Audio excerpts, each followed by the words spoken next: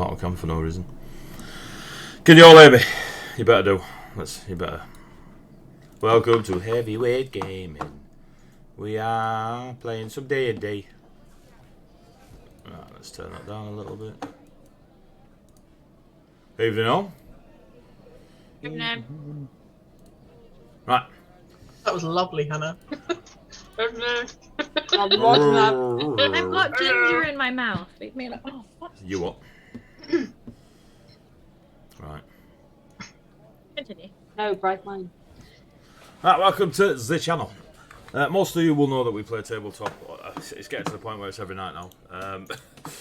We got D&D, we got Pathfinder, we've got Vampire going at the minute, we've got Carbon that's this week as well, Cyberpunk 5e. So we play lots and lots of tabletop because we like telling stories and we like doing it with dice. So that's basically why we're here. Brought my headset and the speakers rolling around in the earpiece, it's annoying. What do we do first? Social media. If you want to find us on social media, let's put my work phone away, otherwise it's going to ding all night. Yeah, go find us on social media. So if you go to Instagram or Twitter or Facebook and just type in Heavyweight Gaming, then you'll find us. Click follow, subscribe, like whatever the terminology is to know what we're going on about. And we'll tell you lots of stuff. If you want to come and join us in our Discord channel, please do. All these buttons are under the stream, by the way. You can just click them, it'll take you to the link so you can do your thing. Join us on our Discord channel if you want to talk to us about games that you're playing, games you want to play, ideas you've got, homebrew, computer games, board games, just general chit chat really. Join the Discord, throw it in there, and there's loads of nerds that'll talk to you back. It's good. You might end up in a vampire game as well. There is no TikTok. Sneaky little shit. So yeah. We've also got a YouTube channel that has got hundreds of hours of story times in it. From what we've done previously, the campaigns, the one-shots, just stuff. Go watch it. It's amazing. No TikTok yet. Shut up, do off for you. We got some sponsors. Coyote Grey. If you go to Roll20, to the marketplace, type in Coyote Grey, you'll find that his chibi packs are there. There you go. You're getting a thanks from Bardic. To your machine gunning. I really don't like doing it, but I'll do it if I have to. But Mel is so much better. Yeah, go to Roll20 to the marketplace, type in Chaotic Green, you see all the chibi token packs that Rob's put together for all these games and stuff. I bought them all because they're amazing. He did a Cyberpunk one, I bought that straight away, started using it in my Cyberpunk games. Really big fan of his artwork, and if you follow our Tuesdays along, he did the chibi tokens for each character and the cover art for the campaign. If you look at the chibi tokens on this lot, as you can see around their little characters, these chibis are done by Becky Appleyard. If you go to Facebook and type in Becky Appleyard Art, you'll get to see all her cool stuff. Sam, I don't know what you just said, but don't say it again. You just said it again.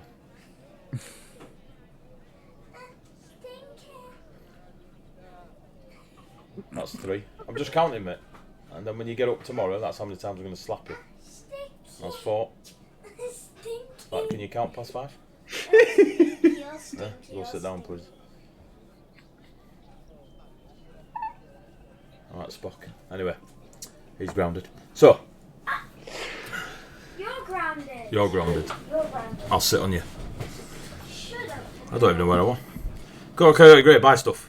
Sirenscape, they do all the music that's amazing and great for your games and stuff. So if you want to listen to Dragonfire or Goblins or Taverns or Rivers or Mountains or Magical Ritual Circles, go check out Sirenscape. They play them at your PC, your laptop, your Bluetooth device, your phone, whatever it is you got going.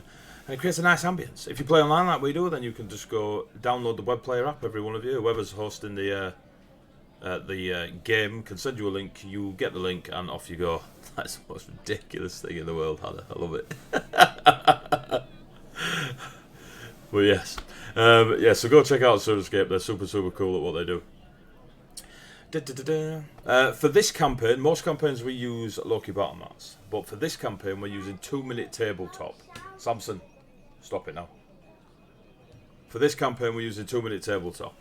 If you go check them out, all their stuff's like very, what's the word? It's like, it's quite quickly hand sketched, but they're super cool. Eddie's had them for years. I've got most of their stuff more recently, so we're going to be using them more and more for this campaign. So yeah, check them out. What else? Tasha's heavy crockpots a bit about Samson. Stop it now, mate. I've just had to dad voice you while streaming. Stop it. Alright.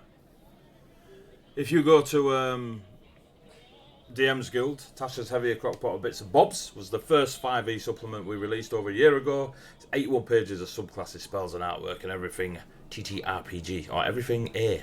I'm missing A, TTRPG. Like, what? It's less than $10. Go buy it. It's 200 copies sold. It's amazing. It's got 80 new spells, loads of artwork from our mates, loads of nerdy 5e stuff from our friends. Super cool. Go check it out. Recently, we just released, Arcane and his bunch of merry nerds released Frank and Kenzie's Traders Compendium. Listen, I did it once. It threw me off, alright, Bardic? It threw me off.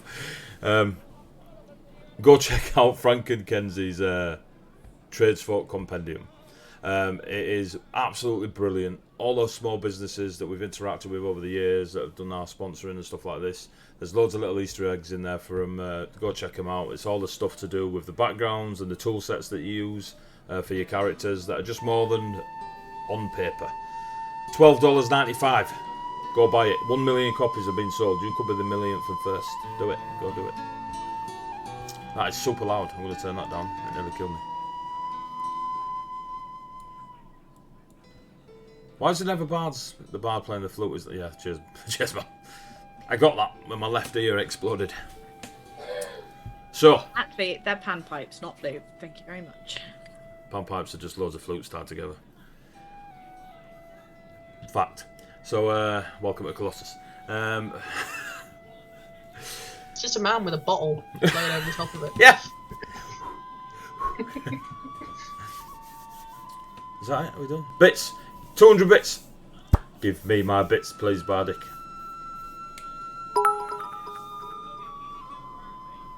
I'll be kind today. Sorry, Eddie. None for you today. Ah, well. Do you feel sorry for the adventurers? Monkey face. Donate 200 bits last year's to give the party a reroll. They can't be used on the DM. They can't be used on their death saving throws. They don't roll over to the following week. But there's no longer a cap. So if you lot want to go mental and throw loads of rerolls at this lot, feel free. Feel free. If you are, a little bit sadistic and wish pain upon the players, you can 500 bits at me and I will get a reroll, which is essentially me doing what I want with a dice at any point in time. Is that everything? Cons, what's happening in the summer? Oh shit, yeah, there's stuff happening in the summer. Right, Jesus Christ. On the Games Expo, UK Games Expo, that is happening on the weekend of the 4th and 5th of June, 3rd, 4th, 5th June. First weekend in June. At the NEC in Birmingham, Heavyweight Gaming, that's us, will be there. So Eddie and Eddie, that's me and the other bald guy with the halo above his head. We're going to be sharing a table with Bardic Inspiration. They'll be selling all their really cool dice jails and dice trays, dice bags, their scented candles, super cool stuff if you want to get your nerd on. And sat right next to them with a little tea towel on a bit of a table will be two knobheads that really like shouting about dice and D&D. And we'll have the most beautiful Dungeon Master screen you've ever seen in your life. I guarantee when you see it, you'll be well gel in it, kids. So yeah, just come and talk to us and we'll talk to you about Colossus for, forever, really. So yeah, if you are Manchester way and at the beginning of August, so I think it's the 6th and 7th of August, the GS Con is up and going. It is a con that is designed to raise money for gamers who use mental health as their way of dealing, their therapy, as it were. Super cool idea, loads of stuff going on.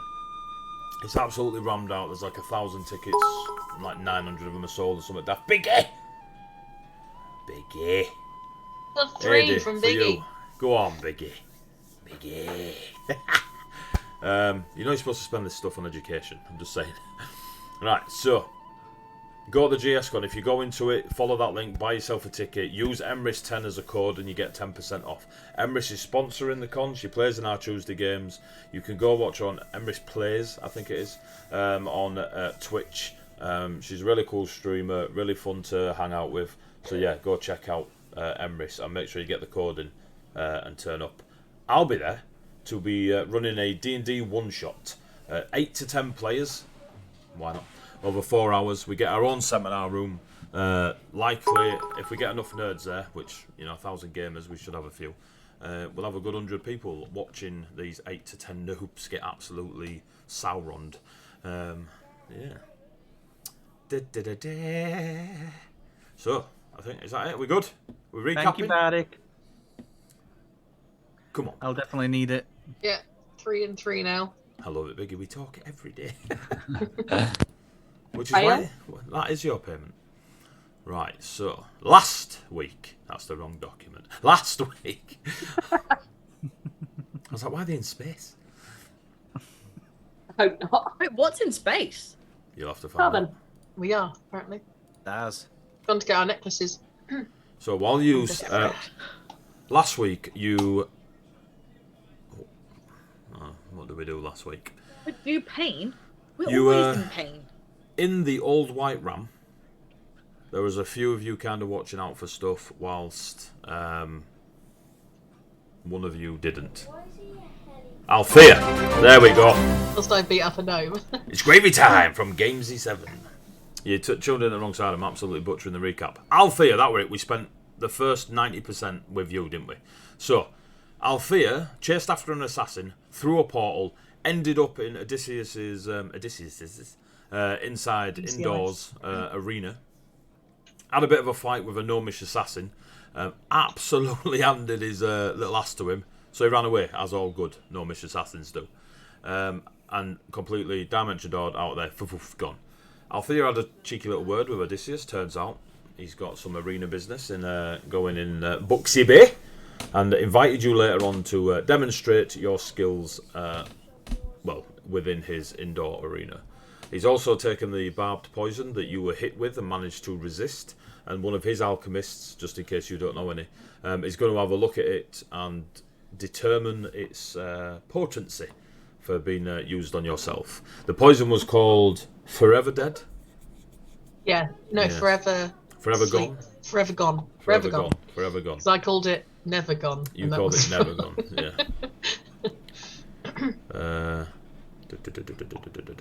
Yes. Resisting that, you then ended up eventually going Thanks, to Dwarf Warrior. the old white ram to join your party. On your way there, Pelios came down to perform early on in the evening. Pelios the Blue, a tiefling bard, who began to sing a song that you'd heard before, but this one obviously has good a rendition. During the song, struck their thumb across their throat, pouring their lifeblood onto the floor and turning into a giant lightning infused drake of sorts in the middle of this tavern. A fight ensued where you had help from multiple sources and still had the cheek to ask for more, but we don't mention any names beyond. And even the title of our last episode, I believe. Have you seen the title of our last episode, Bill? I have, yeah. So, absolutely handing the lightning drake its scales, you discovered that it was indeed a morphing of Pelios into this creature. It was finished by a beautiful, exquisite, artistic, poetic slice of the beheading from Althea, the mighty sand warrior. Such a shit name, I can't love it. Fuck Leo. And yeah, you ruined it. Doing your little searches, you discovered several silver coins with a groove in them, with a ink that stayed in the groove no matter if you tipped it upside down or shook it or anything. And this ink was known as the Blood of Shadows. It is used for the writings of dark deeds. Is as vague as it got.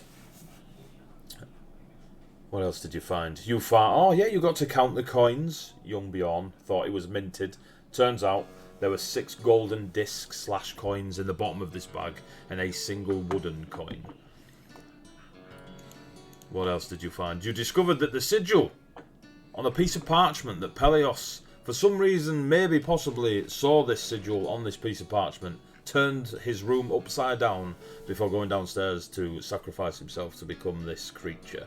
The sigil gave you one word, or at least to Etheria, I believe. Everdark, which is the most favoured family, or at least he is the head of the most favoured family in the Red Lady province, the House of the Red Lady in Ravenholm. Also, Rhea, the Dark Fae amongst your party, also recognised the word, name, title, whatever it was, of Everdark from an ancient histories within those that walk in the darkness. The fairies of the Unseelie. You then went and told Alexander, who'd set you on this quest, how subtle you had been in discovering all this information, and how from now on you'd be less. I think you'll find we said from now on we'll be subtle. Up until now, mistakes were made. You interpret it how you so wish, Bjorn. Sorry, but look at least to the 3 members of your party.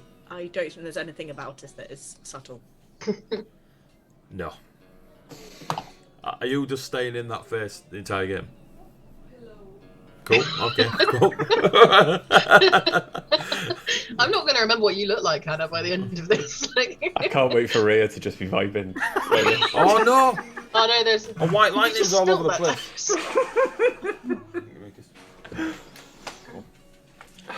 You Sorry, need my to change pop it just to one of the other exploded. ones that wobbles for vibing. I will be back in a minute. Don't turn your camera off. Because I'm not going to. My pop is literally just exploded everywhere, all on me and on my vape. I have that problem all the time. So, whilst Rhea / Disney Princess is sorting herself out,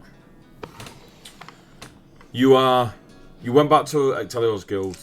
The assassination attempt on Aranel, the very pink, thick, fairy warrior queen, so the tales go at the moment in time. There's a possibility that she is passed. There is a wake being held at Ectelio's that night. Alexander has told you they will be holding a drink. All performances have been cancelled. It is on the eve of the Festival of Birth, which is happening over the next few days. The last few days, people have been preparing for it. You've noticed that the town has obviously been decorated as such. The marketplace is a lot heavier for those staying for the majority of the festival. There is a great, or at least outside the enormous guild hall, a great calm before the storm. But if the calm was just as stormy, everyone's getting drunk, everyone's having a laugh, everyone's getting ready to start the Festival of Birth the very next day. You lot are sat in Ectelio's guild hall. It's chilled. There's the odd bit of music. Having a free bar. Faze with a dead guy's head in a bag, just next to her. What do you want to do, kids? Oh, and you got Velk back. 3, 2, 1, go. So, as far as I'm aware, we pretty much just walked in. Is that right? Not far off. Like, you walked in and you saw that Althea and Bjorn were having a drink, and that when Leo went towards Bjorn, he was stopped by other gnomes, who were then given a nod by Alexander. So Leo and Bjorn have been separated for the evening. Fair. And we brought the head. And, Yes, yeah. I've got the head. Yeah. Does anyone have the ability to drop a message to Alexander so I don't go and harass him again? Yeah. I'll send a quick message to Alexander saying we've just got here. We do have the bard's head. If anything can be done to talk to that, whenever you've got a minute. But I'm going to sit there and just pat it gently while talking. You just hear, you have his head. Well, it kind of got removed from the rest.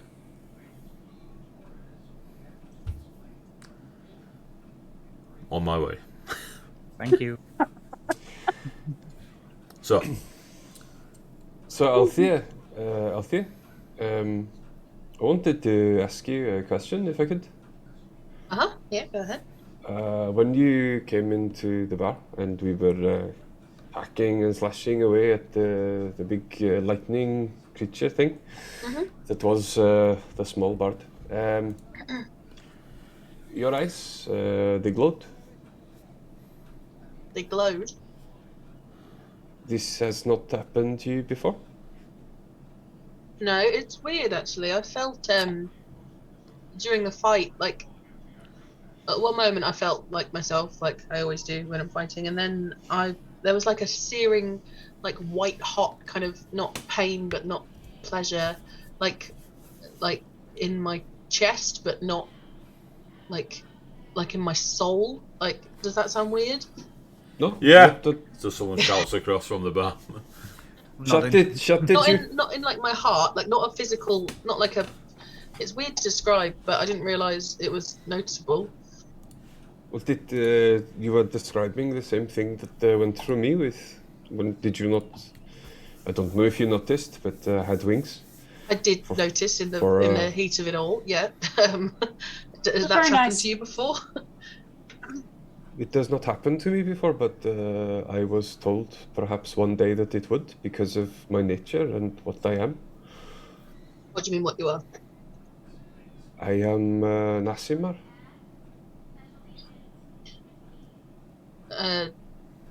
I only know of them as celestials. You're not a god, are you? She looks a little bit like... He's really not. Somewhere along my ancestry, there was a mix of mortal and celestial that turned or created Asimar. It is how I believe they are created. When a god and a human get really, really friendly. I thought perhaps that was what you were. I don't think so. I am human. My parents are human. You know, Does you're this not- both of them? Yeah.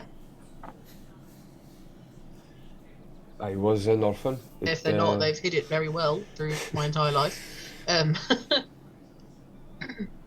I was found in the wild and brought to my village and adopted. So I do not truly know my birth parents, but the ones who raised me did a very fine job. Have you not, this has never happened to you before? No, never. You can just see she's like almost like the cogs are definitely turning, like in her head and stuff, and there's definitely like expressions of like dots sort of falling into place. Do I remember anything about Athma? Give me a religion check. Alrighty. Oh, well, I can guarantee it's not going to be something that Faze remembers in this instance, I'm afraid. I've got 3.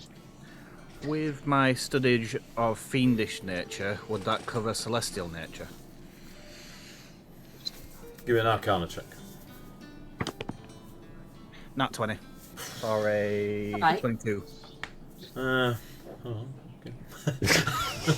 Does my fuck my character sheet? Does my nat 20 tell me anything? Yeah, this is in my background now, ID. I use my new dice. Oh, hey! Hey! The Aranel Manic dice. inspiration. Oh, shit. Aranel dice. RIP. I mean, what?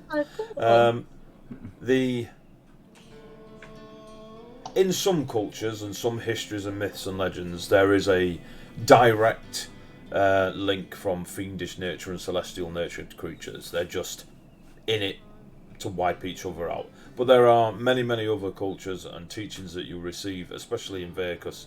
Your thing is fiends. But there are smaller tales and information on celestials that it's not always, bumping uglies. Sometimes it is a gift, a reaction to a celestial event, a bargain, stuff like this. There are more than one ways to skin a cat, or in this case, create a celestial, as it were. The word Asamar, it gets batted around every now and then, and it is less they are the angelic warriors of said deity, and more their bloodline is blessed on a similar scale to yourself. in that it allows you to tap into something that most mortals can't.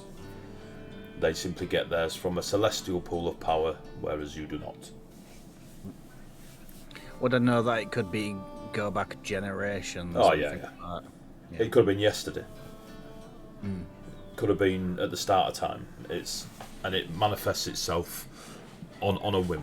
There is no trigger that has been proven.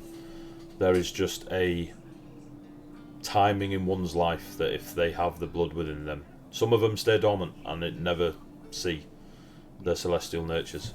Others, depending on the flavour of celestial, we'll see it earlier. Yeah, I briefly explained some of this to Althea, saying it could be just some random occurrence. Way back in generations, it could have been something that happened to them when they were a kid, or it could have been their great-great-great-grandpappy did something nice for a god. Or it could have been anything, and any way down your bloodline. My parents could still be my parents, and they're not. They wouldn't have had to be. Not necessarily. Well, one of them could be an angel, but one of them could have done something nice for an angel, or could have been too close to a god at some point, or it could be your ancestors, or it could have been you as a child. Is there any way to know? Like, is there any could it have not just been a random occurrence? Like, is there a way to diagnose it, as it were? I'd like to know. Like, Try talking to your god. If you have one. I don't. I've never Make been it tricky then. religious. I worship the sand and blood. Yeah. At home Worship the arena.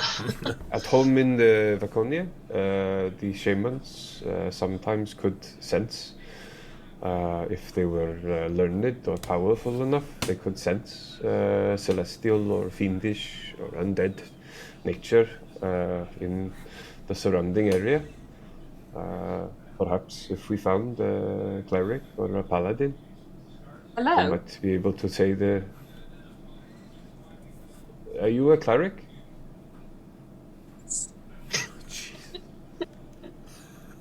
Freya just kind of looks at Faze and goes, well, oh. So now much can sense why he was abandoned in the forest. Yeah. His parents left him. I was a baby. But no. But perhaps can you sense divine or fiendish energy? No, wrong type of cleric. Then perhaps, as I said, if we find a cleric or a paladin, perhaps they can do the same thing for you.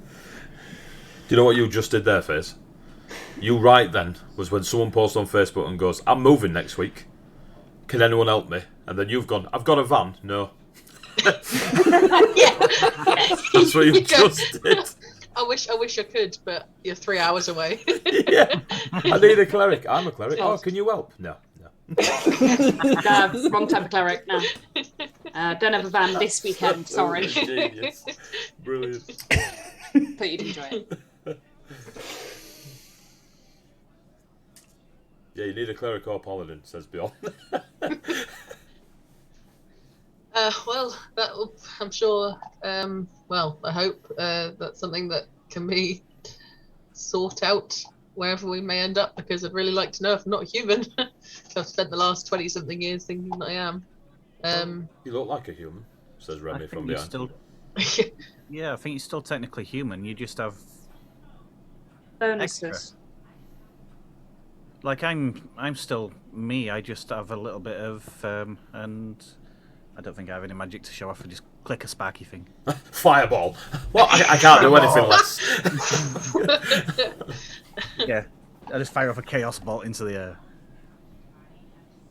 air. Cool. Yeah, I think. Yeah.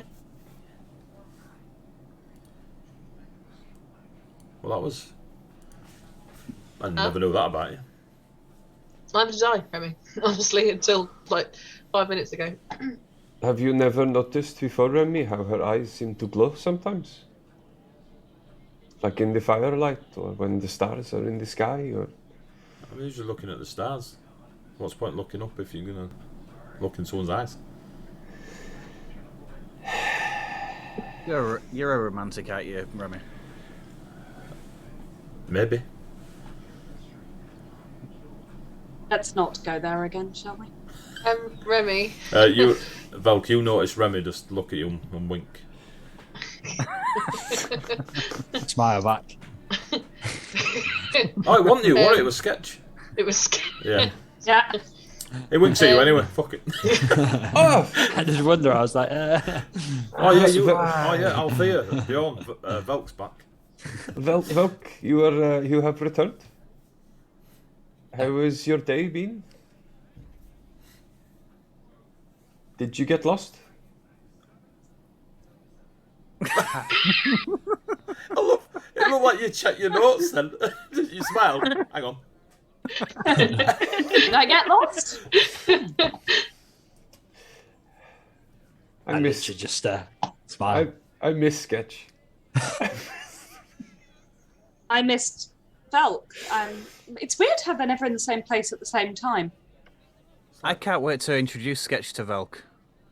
Yeah, that's going to be entertaining, right? Yeah, that's going to be good. It's going to be hilarious. It's like Clark and Kent all over again. I take up. There'd be an entire chapter in his book. Yeah. Ryan's going to sit there and go, wait, I thought we agreed they were both the same person. Did we? I don't think I was there for that. It looks I definitely lost that. so cool with that face, and you just look so disappointed with people. We need to do a one-shot where we've all got that face. I would if I could find it. Yeah, if it was available to all of us. Click on the link on Discord. Click on The the link link. didn't work. Ah, fuck. Goodness sakes. So, what is in the bag, Face? Helios's head. Excuse me? Says Remy. Come again? I second what Remy said. I'm going to pick it up and poke the slightly damp, squishy bit at the bottom and go, Helios's head. Just in the middle of the bar. We thought it might be Drip, useful. Drip, drip, drip. There's a few folk nearby that the music doesn't stop, but they do. They just kind of look, and then you hear the whisperings. I'm just going to look back at them and go, Someone's head in there. no, don't be stupid. It's a prop. For a show. Ah, deception Obviously. check.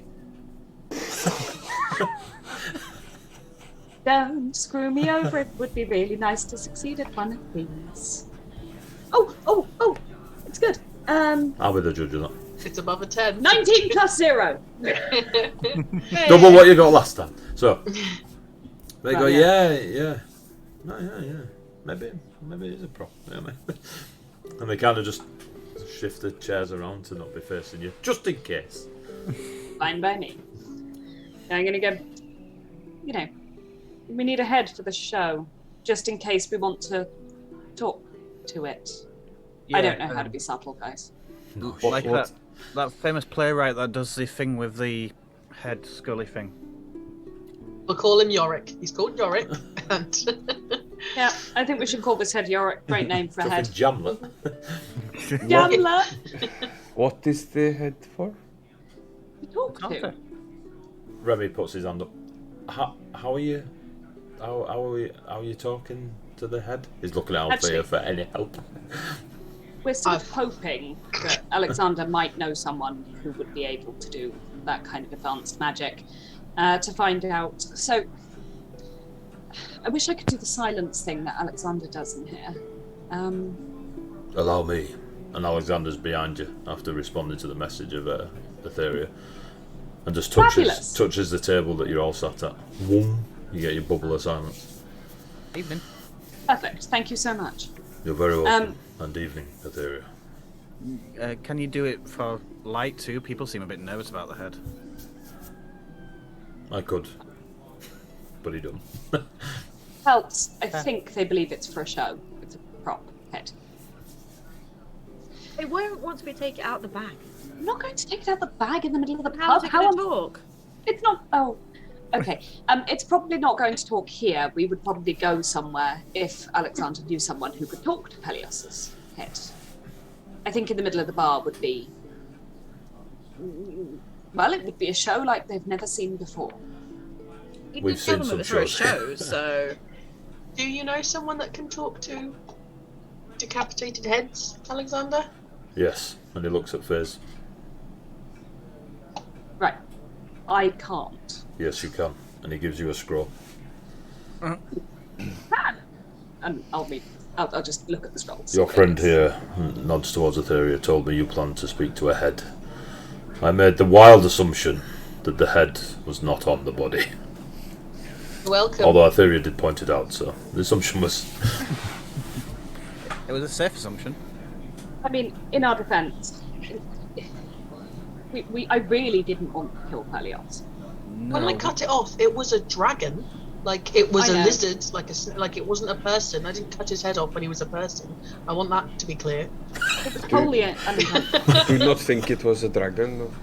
It was a serpent. It was a... There are no dragons in Colossus. No, No, it was dragon. like a. It was a lizard. Some of us watch on the streams, dickhead. Well, it had been quite hard to bring it back in the state it was, and it was quite violent. Also sticky One and hard to fit in a bad bag. took the Turned in. 6 of you. Turned he- into giant snake thing. Yeah, he slit his own throat with his thumb or something and turned into a big snaky drakey thing. Snaky Drake. It was like this big. It was Drake. massive. It was. just said there are no dragons in Colossus. It wouldn't be a drake. No, And then Raya just kind of sits back. The attitude of that Snapchat. It was definitely reptilian and like lightningy. Like Yeah. it wasn't just a like yeah. I had the thing as well. What are you doing, Hannah?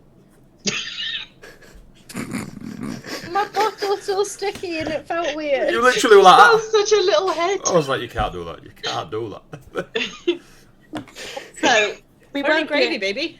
Oh, wow. we weren't the only witnesses to this. There were others there, and the whole thing got very messy. It wasn't our fault on this occasion, mostly.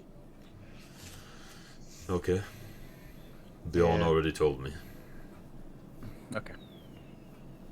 Well, then you know that we didn't deliberately do anything to Pelios. Death is pretty deliberate. He wasn't Pelias at the time. He was the. So he was actively trying to cook us. We didn't know that it. We knew that. Well, I wasn't there when it happened, but Pelios turned into this thing, so we. I am not. You know, found out. I am not your judge or jury or executioner. You don't need to defend your actions. Cool, and I A bit regret bad. nothing. I quite liked that. Then I regret enough. Fuck you. I don't feel bad. I meant to do it. I did. Do you wish to talk to Pelios here, or do you wish privacy? Definitely privacy, unless you think that this would be a suitable area to put a head on a table. Also, it might stain your table. Leo will clean it. All right. If you're happy for me to just put the head on the table, we'll have a conversation. I don't make decisions for other people. Not here. We'll take somewhere private if that's okay. That might disturb some people. And it's fine. Follow me. He touches the table and you hear the rush of music again and sound. And it's only a little bit busier than it was 20 minutes ago. People have kind of got over the shock of what's going on and are now peeking their head back in. Because even though it's not a tavern, it's still a very entertaining place to be. Just past his office, that big thick door that you saw before, he kind of walks down the side of it and there's a corridor that you never noticed when you approached the office before, and it's kind of...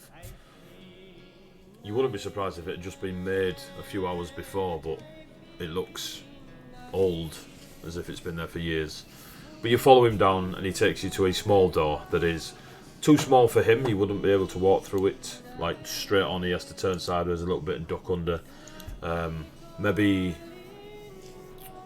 a small human or dwarf or someone slightly bigger than a Velk-sized door, and it like crouches right under. But as you step in, it's a reminiscent of the mead hall sort of interior beyond. Those wooden logs, the thick thatch roofs, and there is a long table with 2 benches either side of it. So a couple of candlesticks wave candles that are nearly burnt, gone, and you can hear the music coming through from the other side as if you're right next to it. There's nothing dull in it. There's no, like, you don't hear that, that dulled out sound or anything. But it is a small-ish, maybe 30-foot long room, 20 feet across, with this long table in it, and again has a very Viconian mead hall mimicry to it. I guarantee you'll have your privacy while you are in this hall. And let me quieten the bard. You have a question you want to ask Elliot?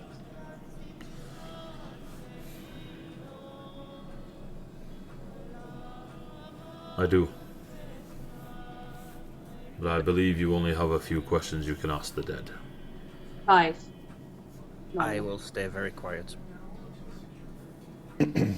One question I'd like to ask is what the meaning of Everdark was to Pelios. Are there any rules about the questions you can ask? So they have to be like yes or no? Can they? How? No, but the dead. The dead, as far as I remember, they are usually brief, cryptic, repetitive answers. There is no compulsion of truth. If they wish to lie, they can. It is a inaccurate interrogation, or, depending on the deceased, a very accurate one. so all we can do is ask. But if Alexander has one question, and that's one I'd like to ask, does anyone have suggestions for the other 3? Anything they want to know? How or why did they end up a lizard? That is 2 questions. How and why? Can we ask one? Can we condense it to one? Like, I don't know. I just thought that would be an interesting topic to touch on if it was a curse or. I merely say it so you don't waste your opportunities. I don't plan to do any talking to that head. I'm just suggesting. It will only listen to Fez. Thea thinks, was the change into the lizard forced upon you? Might be a better question. That's a good way of wording it. Althea does think that. Althea, I think that's a great way to word it. Thank you. Noted. Alexander, what did you wish to ask?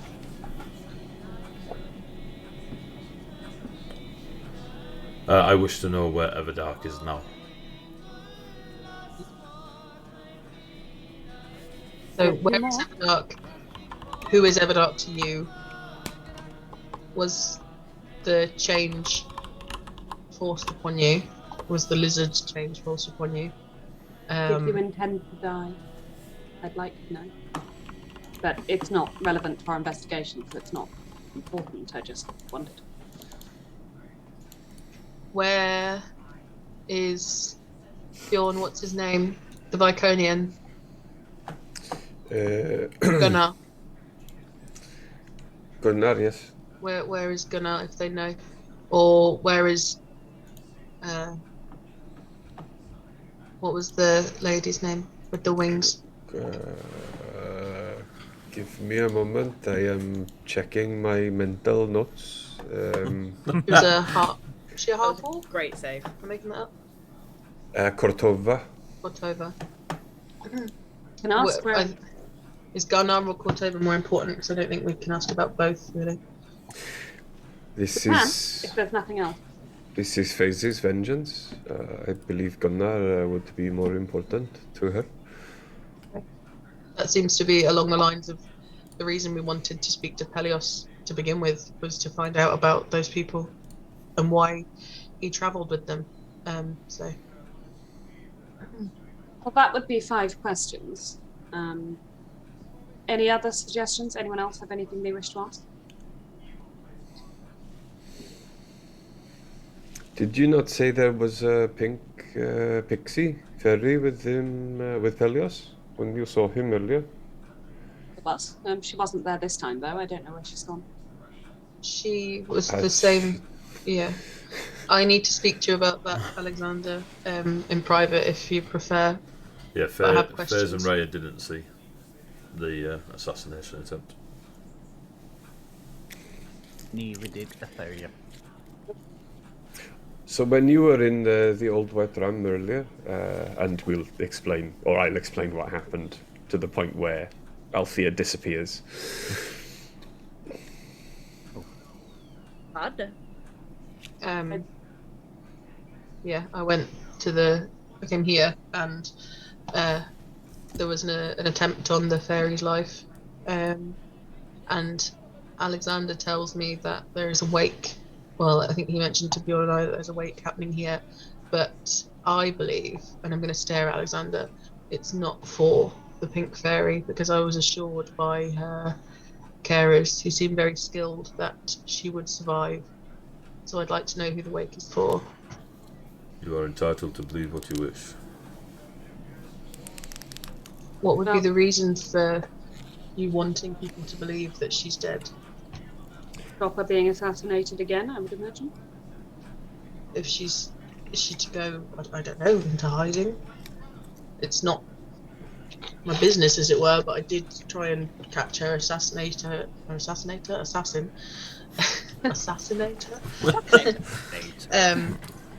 Yeah, I did, risk it all trying to catch her assassin, so I'm interested, as it were. Good for you. Well, let's try this slightly different route. Alexander, is there a reason why you couldn't tell us anything if you happen to know anything? Hayes ponders. If Aranel is dead, then... Oh, sorry, if Aranel isn't dead, then it might be better for people to think she is dead, so therefore there is not another attempt. That was exactly what I... Literally. Alexander looks at Fizz, points at Velk. Did you not just say that, Fizz? I did say that. I did. Actually, that's the first time that Valka said what I was actually thinking, so I'm actually quite excited about this moment in my life. Watch your back. I'm going to assume that there is a very good reason why you can't give us more information on this. You've been pretty upfront with us so far. Althea, if the medics said that she's okay, she's probably okay. But I think assuming that she's dead is probably better.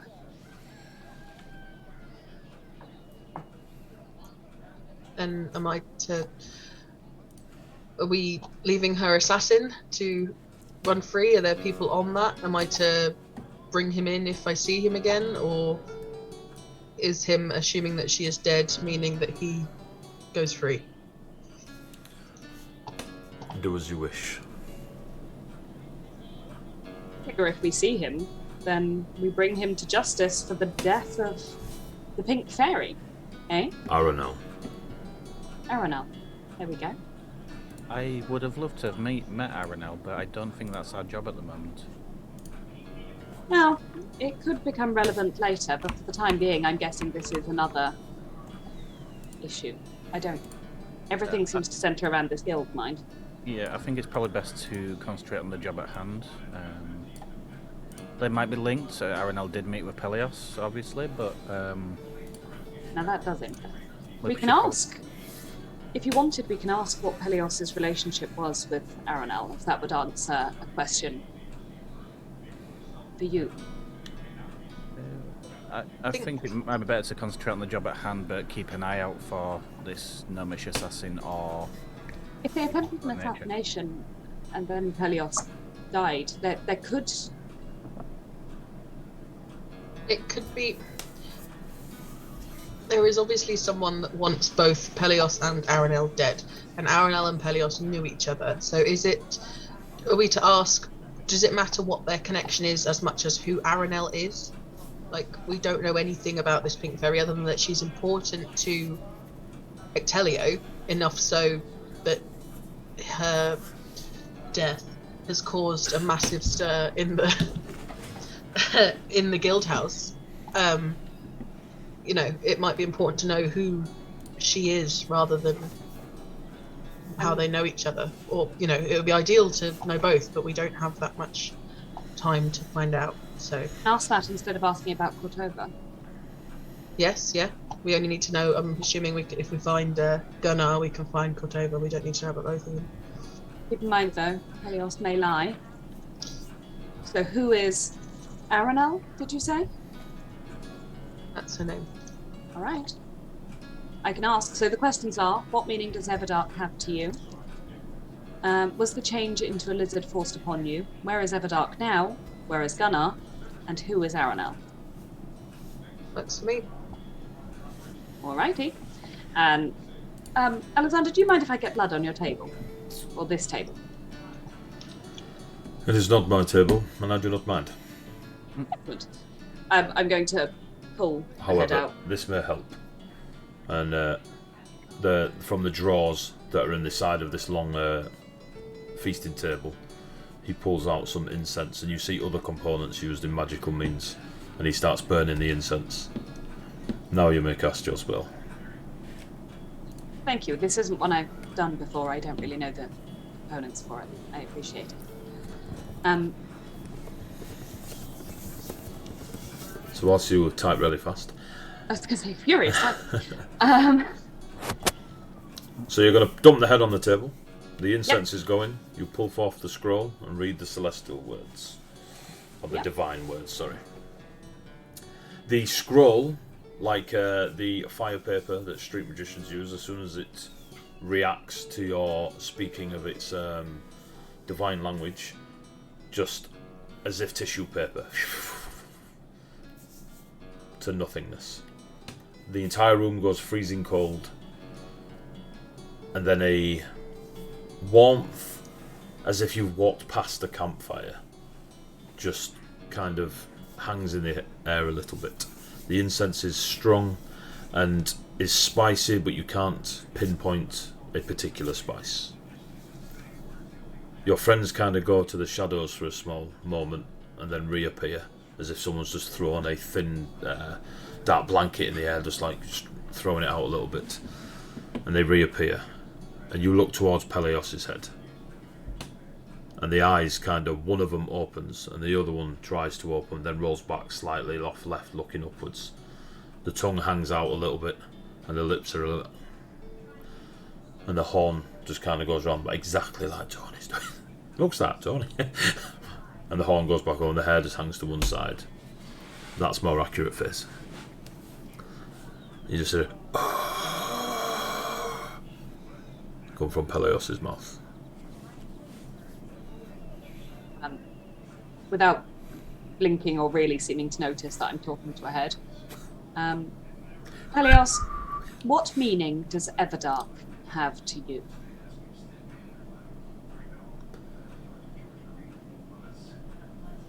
Fear. Constant, eternal fear.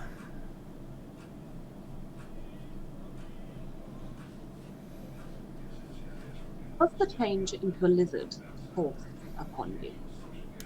There's a very dry, croaking, sobbing sound coming from the head, but no actual physical reaction. Was not my choice. Where is Everdark now?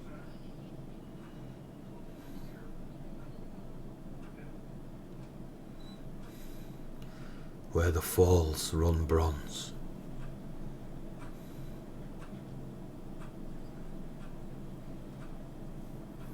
Where is Gunnar? This is the first time the head's kind of... You hear the noise like something hard's rocking, but you don't see the head move. Close.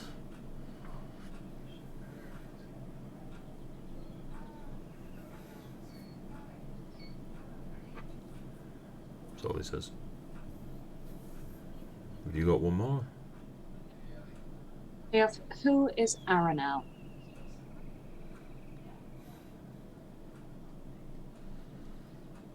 My queen. And then it just goes... And the head stops. The room goes back to normal, the lights brighten, or the candle light brightens, and it is no longer the cold temperature with a warm fire. Oh, that was both helpful and not. I don't think he knew where Gunnar was. Sorry. Yeah, I assume that's what that meant. Give me an insight check with Fizz.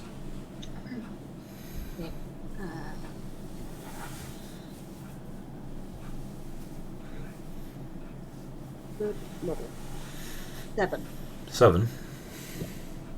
How to rate him? The deadhead. By the way, doesn't matter now. We can assume he didn't know. If he did, he chose not to tell us. Doesn't help us either way, does it? No, I mean what's his name? The tabaxi from the bar. He told us that he told us where he dropped them. He dropped them off and brought them back, didn't he? Or did he just take them to Ravenholm? I can't remember. He escorted them to Ravenholm, and your Just chat Ravenholm. screaming rerolls at you, Fizz. Oh yeah, he's a reroll. I think it's a bit late now, isn't it?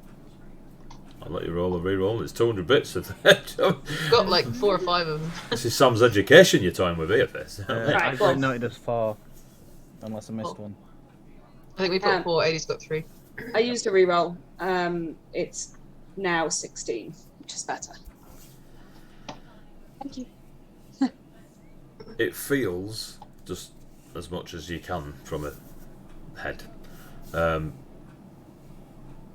Pelios gave you as much information as he possibly could in that moment.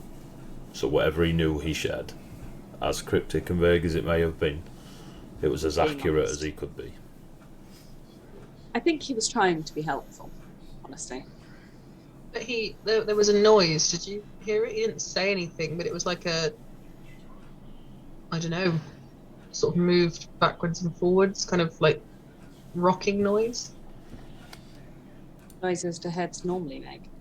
I mean, I didn't see it move. I'm just asking if anyone else heard it.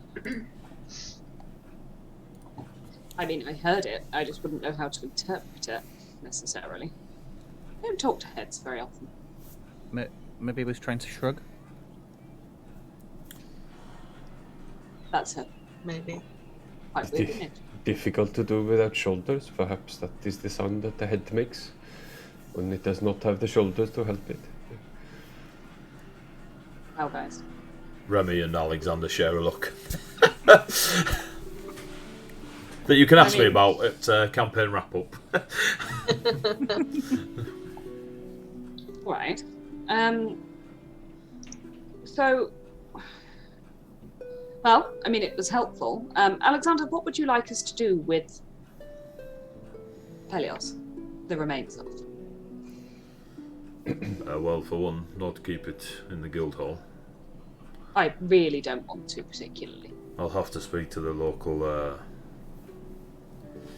authorities is a strong word, but to make sure whatever's gone on down at the old White Ram, you said, Correct. is dealt with. I don't want any fingers being pointed your way. I doubt it. They were... Thankful. Yeah, I suggest speaking to the Minotaur, actually. The one with the dog. How many other Minotaurs were there? Yeah, theory. Sorry. That was was cranky. unbelievable. Sorry. Fucking hell. Faze literally just took a run up and kicked the theory, a Spartan kick straight through the jumping. You talk to one head. One head and it turns you into... Well, I mean, I can take it to the authorities if you'd like. I don't mind popping him back in the bag and taking him down there, but I thought it might raise I'll questions. speak to the authorities. You just take the head away from the guild hall. Throw it in the sea, bury it, do whatever you clerics do with the dead. Just not talking to it in the hall again. Didn't know where else to put it. All Does right. does the answer that Helios gave to your question about where is Everdark mean anything to you? Where the falls run bronze? Yeah, that was interesting. You're asking Alexander? Mhm. He looks at you, Althea, as if you are a uneducated child. Fair assumption. Yeah. In the north, the town of Bronze Falls. Right. Oh yeah, of course. Yeah, fucking Bronze Falls. Yeah. It's on every map. You see, it's. I did warn you good they then. were very cryptic answers from these dead folk. Yeah, that's super cryptic. That's what I have to work with, Velk. You know? Get the lawnmower out, Velk. Get the lawnmower out. Do you have anything else you wish us to do, Alexander? Obviously, get rid of the head, but I need to find this gunner and Kotova. Did you say? Over and Gunner, yes. Kotova is the wing thief that I look for. They are both members of the same troop who have committed these crimes in the name of your guild. And they're not in town. No. Not that we have been able to determine yet, but they seem to be managed by this Glutonius, and she was here but hours ago. How are you at tracking? Checking your character sheet. Everyone looks at their character sheet. Absolute. If I was, Everyone looks at their survival skill. if I was tracking in the snow, perhaps I I would will be also useful plus to that. you. I'm more direct than tracking. If they're in front of me, yeah, good. Remy pipes up. I can pretty good at tracking like rabbits and such. We learned like we had to do it as and just kind of sits back down. On a scale of -1 to +5. How good are you at tracking? On a scale of what's your wisdom skill? Yeah. on your proficiency. Do we know I what used to- I can track things pretty good. Living in the forest will do that to you. Looks at Rhea like, of course. Logic, love that. I can't take you seriously. It's fucking genius. Honestly, it's like I've just got a Disney film going on at bottom right hand corner. On a scale of who the heck has locate object? Well, it depends. What are you looking for? Gunnar and Kotova. Not anything And the specific fat beyond dwarf, that. Glutonius, the greedy one. Plutonius is a concern, but the troop are the ones responsible for the actions. I need them first. I've no doubt they will point their sticky fingers towards Glutonius, but I need them to first if I wish to pursue it on a more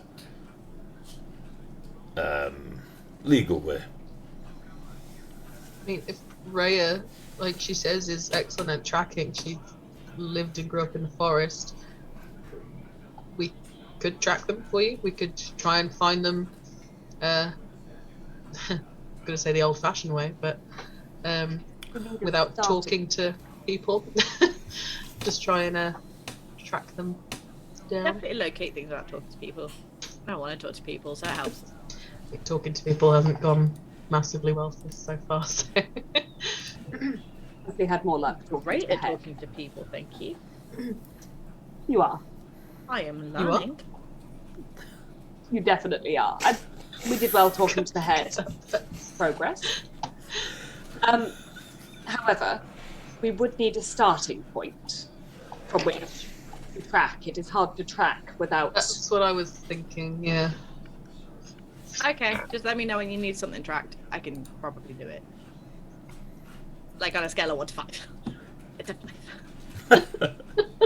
So excited. Well, I'm we good just at start something right for now. once. I mean, we know where Glutonius was in the marketplace. Would that be a place to start? Actually, yes, does Glutonius, even if they've gone, they may have gone to find members of the troop. It would at least give us a starting point. It's the only place I could think to start. Should we start that today? What time is it? It's like 10 o'clock at night. I mean, go for it.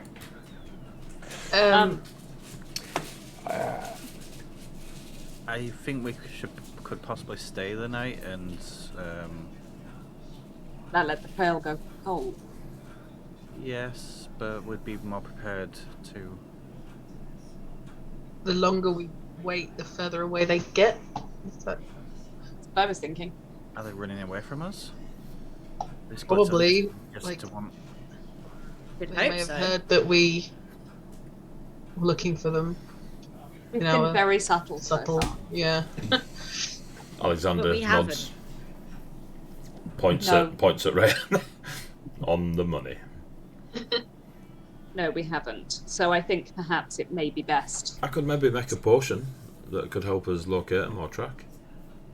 Yes. That's the point, Remy. I was going to take, before we left to go anywhere, I want to take you to meet Odysseus. He has a very good alchemist that might be willing to let you sort of learn from them and work under them. Why do I know if that name? was what you wanted to do. Huh? I know the name. I can't remember. Odysseus? Why. Yeah. But nothing is coming to mind. It worked for them. I don't know about work. He has a very good alchemist. If you wanted to learn, maybe like an apprenticeship type thing, it would save you sort of doing it on your own, as it were. You'd have someone to learn from. What about? Basically telling you to get good. Could even teach you about labeling things. Wait. I have drunk a potion from a self-taught alchemist. Someone who has taught themselves one of the most dangerous sciences. He's completely book taught. Yeah, that's all him. You never had a tutor or someone to show you No. the basics? They wanted. Petrus wanted me to be a wizard, but I'm not very good at it. So. How am I still alive? I don't know. I honestly don't know. Some children are just like prodigies and things come to them. Like my magic, it just came to me. Maybe that's what happened with Remy. Prodigy is a very strong word. Did we forget that you vomited a load of black stuff and we weren't sure if you were going to wake up? We had to hit you. In my defence, I never forced any of them. It's true. But how does that sound? Or, it would mean that you were safe and Where are you going? we might have to go out, as in out of town for a bit. We're going to go and find some dangerous people, and I'd prefer it if you weren't in the place with the dangerous people. And Odysseus is very powerful, and I'm sure you would be safe there. So you don't want me And to you'll come be with learning. You? Huh? I mean, the key word. Everyone loves scope. Yeah. Basically, Yeah, we might die, but she doesn't want you to die. but I don't That's about want the you size to of it. die. But We won't if die. But you if just I die, said- something has gone quite wrong. You are quite easy to kill. I've not died yet. You haven't, but I think you've come close more than I have. I disagree. I have not You taken. come close every time we talk, Remy. Yeah, here. I don't remember getting hit in the mountain or in the getting here. I stayed with you and we were all right. I know, but I don't know how dangerous. This is going to be dangerous even for us. And we're all. Where are you going? I thought you were just looking for some people. Looks across but Alexander. They're dangerous people, Remy. I thought they were dancers and performers and stuff. They can still be dangerous. Yeah, no, but it's not their profession, is it? They're just. I thought you were just looking for. Remy, there's a head on the table. Do you want to be a head on the table? When I cut that head off, it was a lizard. It turned to a dead person after. That's Just saying. what happens when you got a head up. Okay. I'm gonna nudge Etheria and just go. Did Face just threaten Remy? It does feel that way. Do you want to be an head on the table? I send a psychic message back saying I don't think it was intended as a threat. I think it was more of that's what could happen. Remind me never to piss off Face. Oh yeah, don't do that. The thing is, Remy, you can, you're very helpful when we need you. You are. That's not sarcasm or anything. But with you there, it's like having someone else to look after. It's hard for you to hold your own in melee combat, for instance. And then it's like being worried about someone else. So I should just. Do you understand? I understand. You would be more use, honestly, to us as a group, staying here and learning and improving your alchemical skills, so that when we come back, and I promise I will try my best for us to come back, you are making labels and, you know, making potions that, you know what they do, and I know what they do. You don't know which one does what, though. That is more useful to us than you coming with us this time. Give me a persuasion check. Oh, good. Charisma. Every fighter's main stat. We've obviously never played in Colossus. 13. Plus 0, so 13.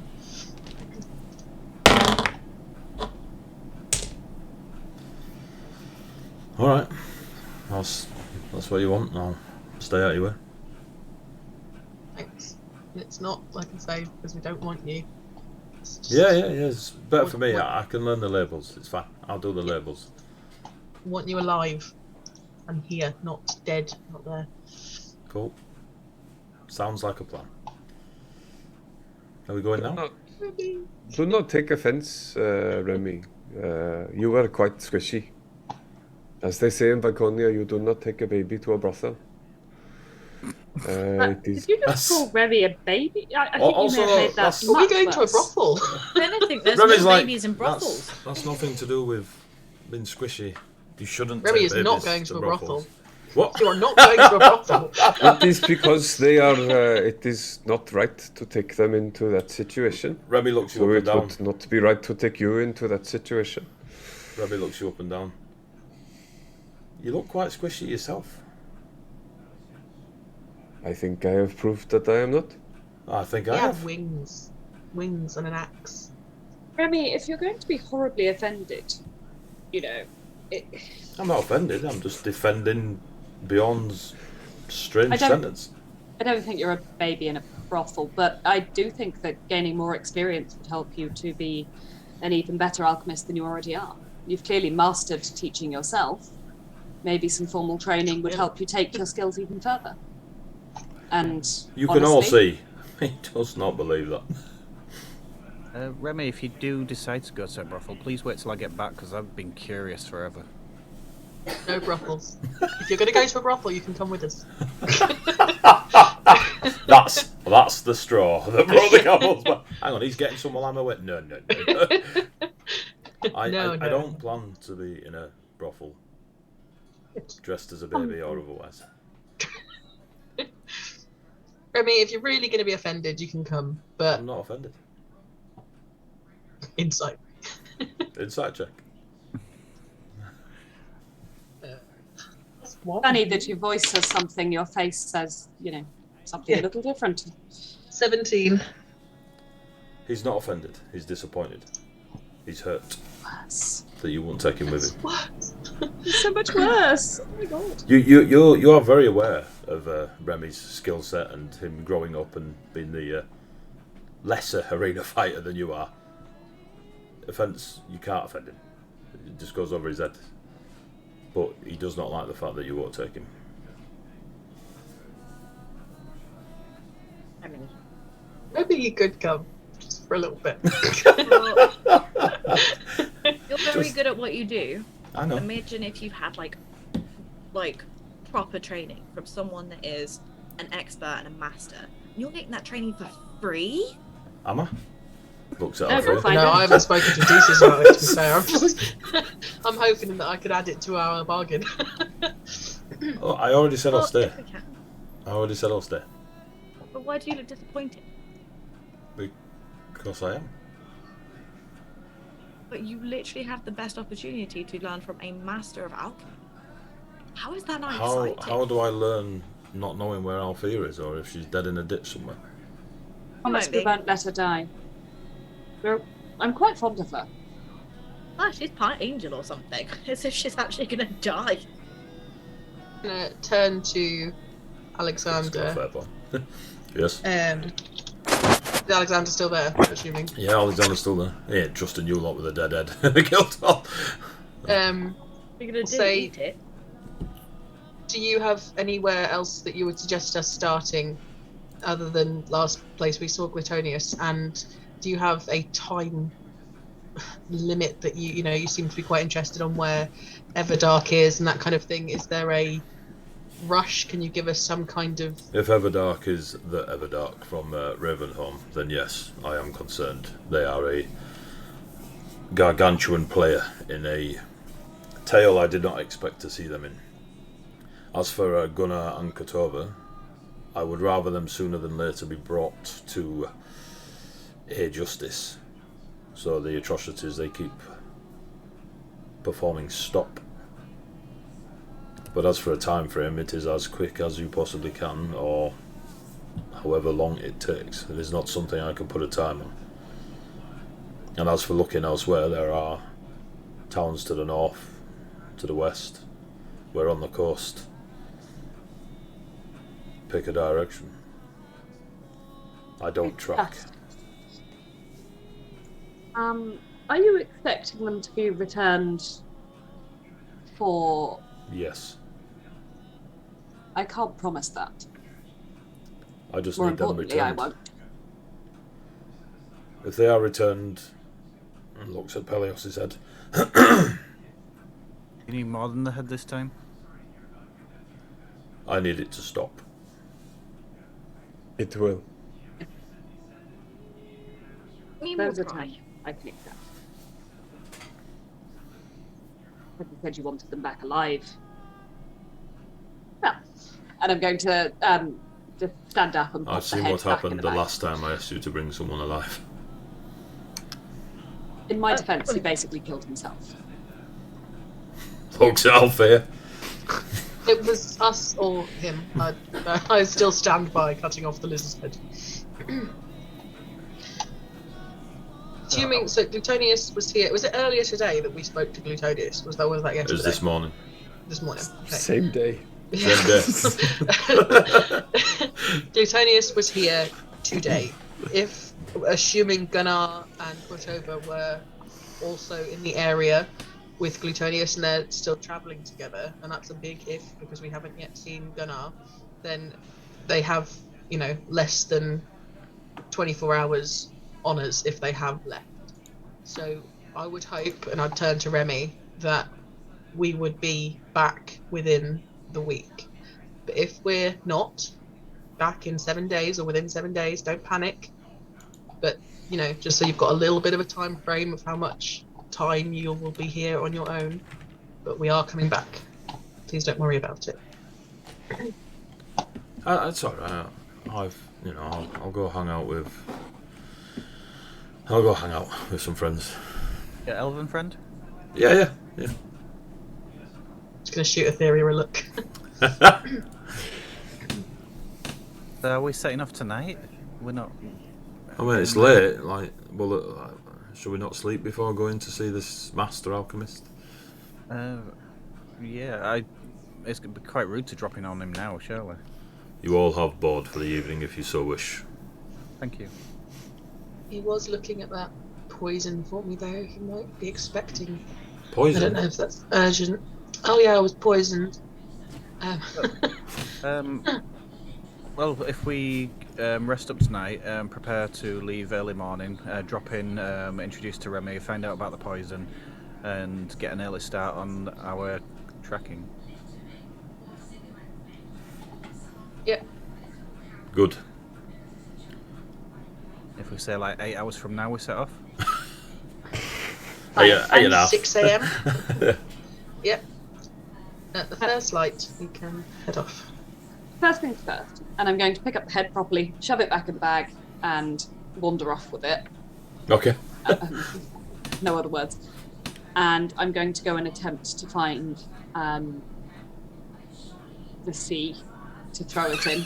The sea? You're a bay. It's Buxy Bay. There is. I'll see if I can find some good rocks along the way just to extra weigh it down a bit so that the head sinks. That was Come straight back in genius. next wave. I'm gonna go look for that, really small. Oh, the sea.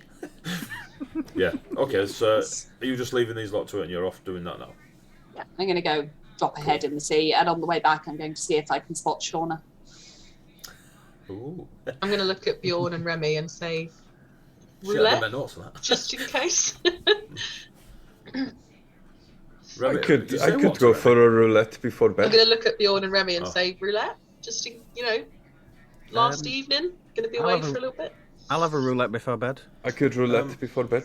Bedtime roulette. You really shouldn't drink stuff you don't know what's in. Shut up. I'm going to miss him. Yeah, so am I. I feel like I'm leaving my puppy behind. The Are we bar doing is Remy free. roulette or Leo roulette? Huh? Etheria? Are we doing Remy roulette or Leo roulette? Leo roulette. Leo. Leo Roulette will maybe not kill you. Maybe. It's 50-50, but I would rather die playing The Leo difference between Leo's roulette, there's one bullet in the gun. With Remy, the gun's loaded. Like, Yeah, there's 5 out of 6. It's a semi-automatic. There are no gaps. 50 cal, and you just put your mouth on the end. Right, so you three, so Althea, Etheria, and Bjorn and Remy supervising. They're gonna go Remy play is roulette. joining in. Go play roulette with Leo. Faze, you're gonna walk off and dump the head, and Velk and Rhea, what's your plans? Velk is going to come with us. I'm asking Velk. Velk is having He's connection having issues and technical issues. cannot hear a word we've said for the last hour and a half. Really? Velk is going Like- to come with us. We know that's his He's usual saying it face in the of Zoom confusion, chat. Yeah. but Right, alright, cool. I know the look of vagueness is legit, but yeah. Velk is going to come with us. Right, so Velk will go with you. Rhea, what are you doing? I'll go with Cool. more of a curiosity. Right, so before we find out what you all got up to with your roulettes and your sea finding, we're going to have a break. We'll have a quick break. We'll try and sort out Eddie's Zoom in the break. We'll be right back in about 10 or 15 minutes, kids. We're just going to go grab a drink and stuff like this. There's 24 viewers. Don't go away. Stick around and find out what's cracking on afterwards. All right? All right, we'll be back. See you in a bit. Bye-bye. See you in a bit.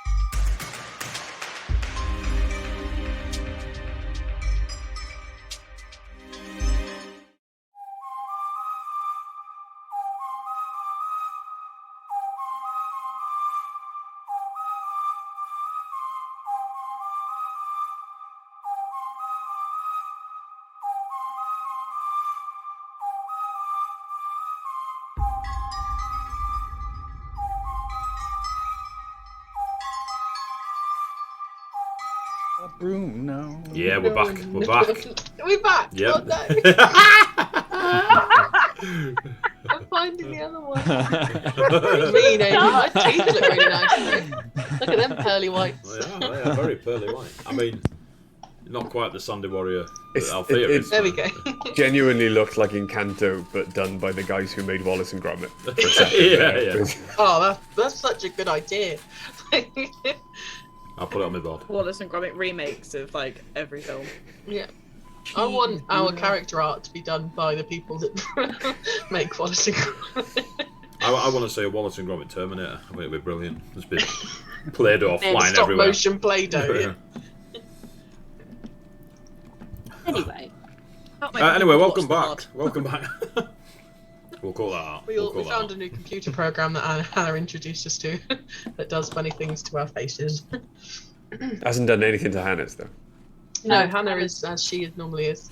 Animated. The person from Ratatouille. Let's look at the.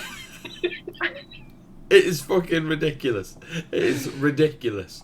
but it's like, It is pretty cool. Right, If so you listen to the podcast, it means that you now need to go watch the YouTube. Just saying.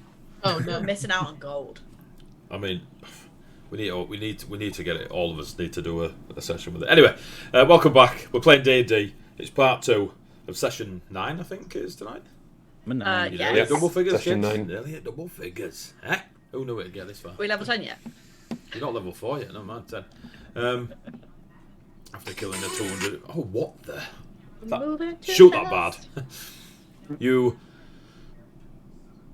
Althea, Etheria, Bjorn, and Velk, and Rhea are all playing roulette, I believe. Sorry, Velk, your camera cut out, so we had to make you play roulette. I'm not playing. Yeah. You've come with us to the bar. We haven't played. Essentially, what roulette happens to Velk is every time he takes a shot, he turns into a different character. Although I don't think FaZe is technically left just yet, though. No, Fez is on her way out. Yep. I'm going. So, Velk, what actually are you doing, mate? I'll go to the bar. I'll go to the bar. You're just not partaking. Right, so. Gonna make for a great story. Folks never drank properly. One day we're gonna get them Pin him down and get him pissed. absolutely wasted. Yeah. Right, so. Velk and Remy. As you approach the bar, there's no sign of Alexander or the gnome that body blocks Leo earlier. The beaming smile on his face, his little black goatee, his tight black hair, his little rippling nabs. Yeah! He comes skidding down that bar, and as he does, summons the tray with the large jug and the little, like, copper brass cups around it, and they're filled with a purple liquid, as is the jug. And he just slides onto his side and just full-on magazine February poses it in front of Beyond. How did you know? I always know. He always knows. The only Welcome, thing that Tundra anyone Warrior. has ever drunk at this bar. Is roulette. Hello, we are here for roulette. Not just me this time. It is my friends also. I'm over in second parts. Etheria will go first. He spins the tray. The tray spins just about an inch off his hand, spinning in midair. Not a drop spilt. Stops. You just see the liquid, purple like grape. Etheria. Yes. The Tundra Warrior says you are to drink first. Yeah. I love that one. Roll a d12. 11. What am I doing? I always like to watch AD's face at this point to see if he gives anything away about. You got an 11, yeah? Yep.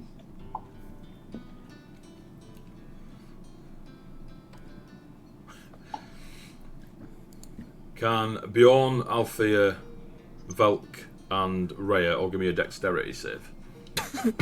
God. Oh, God. No. That's 20. Etheria, what's your DC? Of your magics? Oh, God. It is 14. 14. That's your DC, guys. 7. Not 20. So Althea, you succeed. Velk, you 14. fail. Bjorn, you succeed. Rhea? Gonna re-roll. What's the worst that can happen from the sorcerer? Yeah. That's fine. It was considerably better at an 18. Cool. So those that succeed take half damage. As Etheria drinks the shot, everyone looks. Leo does this. Puts his fingers in his ears and gets behind the bar. And Etheria just goes, "Brrr," and burps so loudly and just engulfs you all in fire. Those of you that succeeded only take half this damage. Velk. Oh, Velk. Welcome back, guys. Yeah. Nice dive for Velk. Like. At least if you die, you've got Oh scared. no, connection's going again. I've been called in. So, those that succeeded take 6 points of fire damage. Velk, you failed. You take 12 points of fire damage. As Etheria does a mini Never heard from fireball. earlier. You know, no. I'm You up to won't. it, but You're conscious. I'm fucking real close.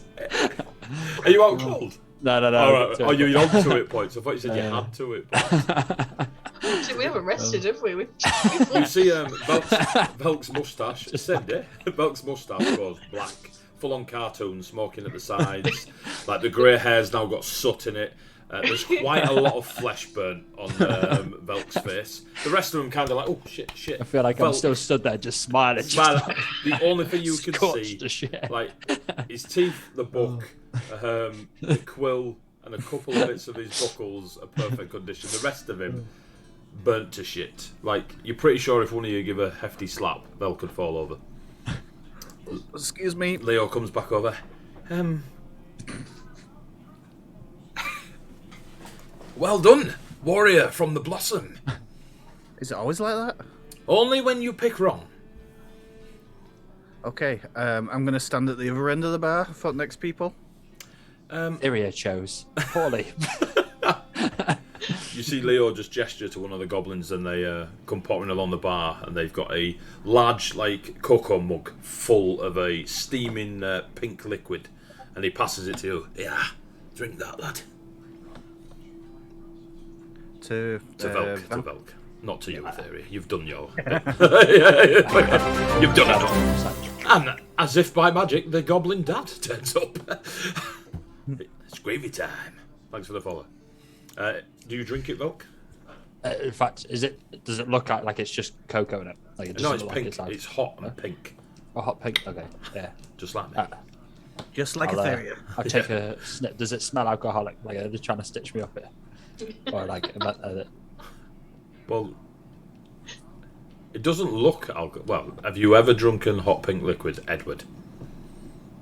To be fair, there isn't toilet in my presence. Give me an insight. I'll check. drink it. You drink it. I'll just Cool. drink it. I'll drink it. You heal 8 points. Nice. I'm guessing he still looks a bit ropey. Oh yeah, Vel definitely looks a bit ropey. I'm still. I'm going to put my... Oh no, I can't do that. I go to the other end of the bar and kind of duck behind the bar and watch the rest of the game. Cool. Folks still ropey. Yeah, I'm fucking up. I had a thing, but when I've looked Same with at Faze, isn't it? You got a van. Yeah. Well, I've got a spell. Do but you when healing, I've do looked you? at it, it's Oh, I'm spell out of slots. himself. Sorry. Sorry, Ethereal one. Yeah, I've got a version of a healing spell, but when I've actually looked at it, it's only on self, so I can't do it. That is proper Exact Facebook. That same. proper Facebook. Yeah. I need healing. Oh, I've only got a self-cast healing spell. Have you ever put your hands in your pockets as you're walking towards your mate and go, do you like Maltesers? And they've gone, oh yeah. And you just take your hand out. Oh good, me too. Yeah. So, Leo looks at the rest of you. Tundra Walker. I will go Sandy Hero. next. Yes.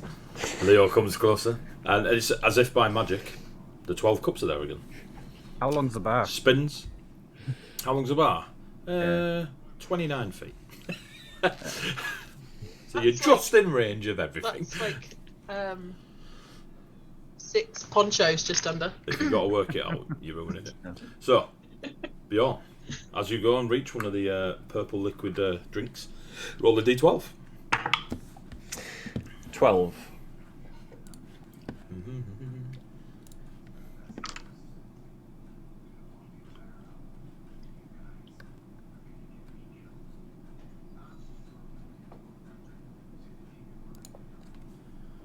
Bjorn goes, Oh, really?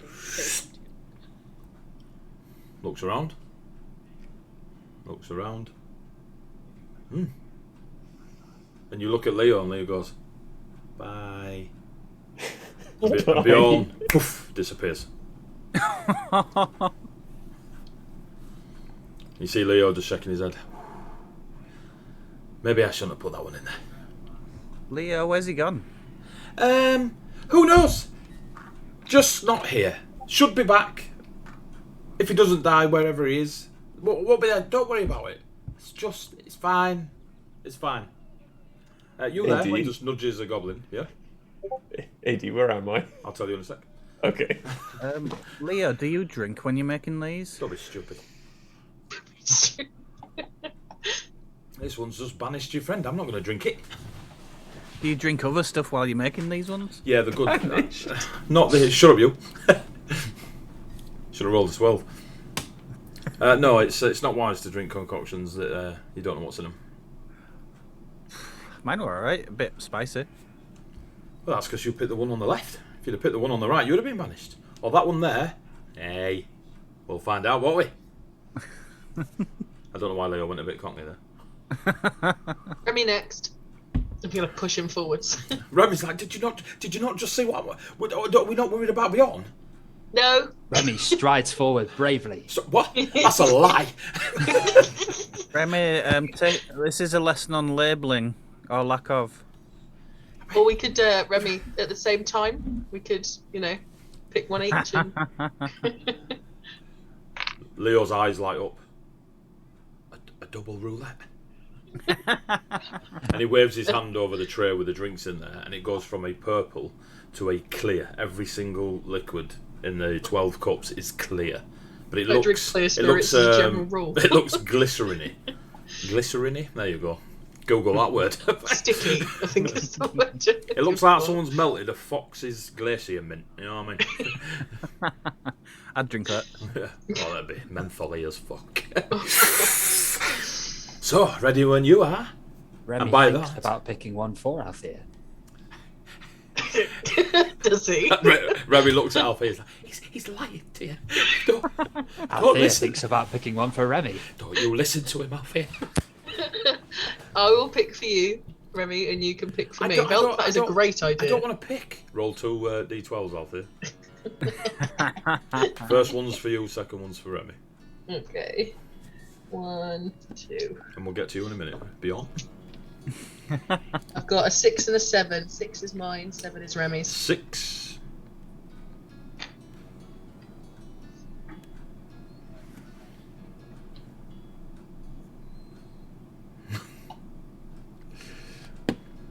Roll a d10. Seeing the look on his face, Rhea should kind of step towards Velk and just like place her hand on him and cast Cure Wounds. I wonder where you'll go with that. Cast Inflict Wounds, level 8. Cast Cure Wounds at level 1. Okay, so you roll d8 plus your wisdom, is it? You receive 9 points of healing. There you go. I got an 8 on my d10. 8 on your d10. 8 platinum pieces. Remember that. Yep. So as you drink it, and then you feel your throat goes a bit dry, and then you're like, you begin to choke, and then you just cough and spit up 2 or 3 coins, and then you're on your knees coughing again. You can't breathe. Remy's panicking like mad, and Leo just looks down at you, looks back at Remy. Pat her on the back. Remy's still holding his drink, starts whacking you on the back, and you cough up 8 platinum pieces in total. Nice. And you got a 7 for Remy, didn't you? I'm fine with that. Yeah, Remy got a 7. Oh, sorry. Remy can't believe he nearly killed Althea. Althea's fine with it. She's rich now. As Remy drinks it, shaking like a shitting dog, he drinks the liquid and nothing happens, and he's thank you. Looks at Leo, who's looking at him. He's like, no. And then Leo backs off, and as Leo backs off, a version of Leo stays. And then he's like, what? And he backs off again and leaves a second Leo. And then again, and there's a third Leo. And there's now, not Leo's, sorry, Remy's. And there's now 4 Remy's at the bar. Can we see this? Yeah, you can see 4 Remy's at the bar. What? And everything Remy does, they copy. He's like pointing at them, they point back. He's like, no, what have you done? What? Give me him back. Why is it that Spider-Man meme? We're all pointing at each other. Yeah. Is it only when Leo moves? I got it No, wrong. Remy. I got it wrong. It's Remy. Whenever Remy Remy. moves, yeah. My bad. I can't tell if I hate this. Yeah, this is. What have you done, Leo? I didn't do anything. You played the game. Now, shall we see where Bjorn is? And he squashes the jug. And as he's squashing it, it becomes a basin. And the clear liquid in there, he just puts his finger in and starts swirling it around. Quick, gather around, we'll see where he is. And as Push you all look the in, Remy's out the way. yeah. Those that are not Remy, your hand just goes through them. He's like, what is going on here? Give me an Arcana check, Etheria. Bardic Inspiration. Failed me. Do I want to use a reroll? I'm going to use Yeah. a reroll. Why not? We got loads. It's 10 o'clock. Reroll didn't do much better. I got an 8. An 8, cool. Yeah, it's magic. So, Yep, magic. and you can do it. As you all look into the pool of water, you can see your friend Bjorn. Bjorn! You take the drink, you look around. Everyone disappears. Okay. Oh, what the hell's that smell? Real, like, decaying flesh. Like when the foxes die out in the forests and, you know, hunters have buried them and the frozen environment keeps the smell kind of chill, but then someone's dug them up with your face in the dead fox. It's that sort of stench in your face, and you're kind of gipping a little bit because your constitution's not that great. You're kind of gipping a bit. You'll get there in another 15 sessions. And you start looking around, and now as you look around, you start seeing the landscape. It is grey, horrible, depressing. There's no sunlight. The sky is lacking in any. At first, you thought it was night time, but you know you don't see any stars or a moon. It's just a depressing scene above your head. Looking out to the forest that's off to your left, you don't know where it is on a compass. None of the leaves are on the trees or anything, and you can see. Give me a perception check to see if you can see. Nat 20. Cool. You see these, I say creatures, probably about your size, maybe Althea's size. You know, they're tall, they've got some shoulders on them, but they've each got 4 arms. And on the end of their hands, there's just long claws, and they're kind of just, the claws are just touching the ground, and they're not like coming towards you like an ape. They're just almost, every step they take is very small, particular, surgical, and they don't put their hands on the floor. It's just the tips of their nails, and their feet are thick and solid, like a like a dwarf's or a giant blooded. You know, they've got those thick legs, calves, thighs. Their feet are very broad and wide, but their forearms, their forearms, are just doing that very surgical little thing. There's about 20 of them, give or take, just coming towards you.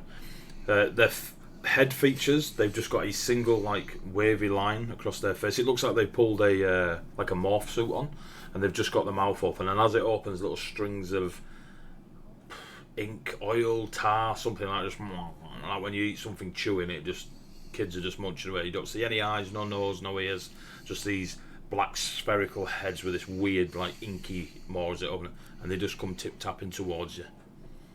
What do you do? What's in the opposite direction? A desert of dark grey sand dunes.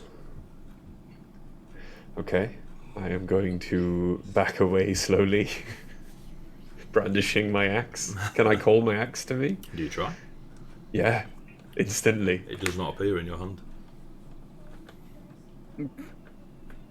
And for the first time since you got here, you realise how quiet it is within yourself. I cannot hear or feel anything like Costa or... More that. It's more soul deep rather than physical senses. You can hear that there is a breeze on the air, a sorrowful wind. You can see these creatures. You can taste the decaying odour in the air. Okay. You lot, just as this is happening, can see through the this scrying pool. Leo is loving the fact that Velk is also smiling. They're just looking into the pool, and you can see these creatures as described kind of making their way towards Bjorn. Not at any great speed, just towards him. And there's a good 20-25 of them coming out of this leafless forest. Okay, are there any rocks on the ground or anything? There's the odd few, yeah. Okay, can I pick one up and try and cast light on it? You can try and pick one up, which you succeed. Your strength's alright. Yeah. When you go to cast light on it, it goes and goes dark again. The spell cast, Okay. but wherever you are, suppressed it. Not countered it, suppressed it. To the Okay. point where if you went back to where you were from, you're pretty confident that the stone would be lit up. So, monsters in front of me, desert behind me, no other cover around I can see. Give me a perception check. That's going to be 15. 15. To your right is a wooden hut, and it looks like an outhouse. Like it's just a single person, almost telephone box in like size. The wood of it looks like it's made. For some reason, you can still hear the music in Ectelios Hall because I forgot to change it. And the wooden hut is the wood looks like it's made from the same bark as the leafless forest, but the roof's kind of slanted, and it looks like they're not perfectly made. It's just 4 pieces of wood put together to make this structure, and it's about 25 feet to your right. How you never spotted it before, you're unaware. I will move at pace without taking my eyes off the creatures coming towards me, towards the wooden structure. As Bjorn starts making his way towards the structure, you lot watching the scry, you notice Leo go, I won't do that. Yeah, where is he? Do I recognise where he is? I'll be honest, I don't know. Like, it's just a banishing drink. Sometimes it takes you somewhere on the same plane, sometimes it takes you different places. Like, there's people that have been to the Great Fire Plains, met Genie, and got, some wishes and stuff. Maybe you'll get a wish. Can he get hurt there? Like, Yes. Can you send us there? Can we help him? Can we get him back? If, how long's it been? And he sort of looks around. Give me a charisma save, Bjorn.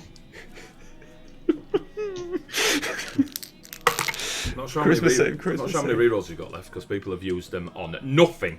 We've got 2 left. 8. Can I reroll? If you've got Yes. Yeah. We've got 2. 7. You've got 1 more. I'm a charisma caster. Use it. Use the last one. This seems important. 10. Fucking hell. Can't help you. There's a single bead of sweat. Just rolls down Leo's forehead. He's like, he should be back now. I mean, I can see him really trying. But just, it's fine. It's fine. He's the Tundra Walker.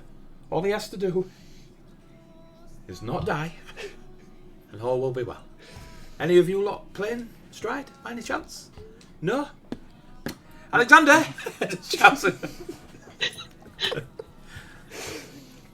Beyond, as you go towards the hut, as you get closer to it, what's the... What? Good cat boy, dude. Yeah. As you walk towards the hut, you start to hear voices. Like a chitter-chattering of 2 or 3 folk within the structure.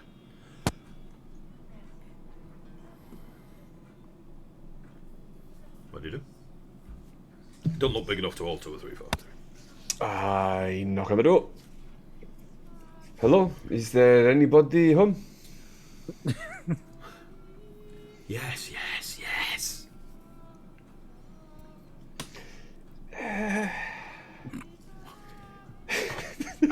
Is that the answer you wanted or not? 3 really creepy voices. 20 really creepy things. Can I ask for shelter, please? I am being stalked by some beasts. Enter. And the door goes. And you can hear a bard singing from across the realms. Very well. And I'm gonna walk through the door. You step in and the door closes behind you. All goes dark. Do you have dark vision? Yeah. Cool. Then it'll probably scare you even more because you can't see. Oh, Christ. You can't see in this darkness. However, when you put your hands out, you do feel the 4 walls. It is a small contained place, but you also feel several pairs of hands all over your calves, your thighs, your torso, your shoulder. They rub fingers in your hair. They're touching your cheek, wiggling your nose, pulling on your ears. This is all very forward. Can you tell me where I am? Not from here, from afar. Why? Tasty.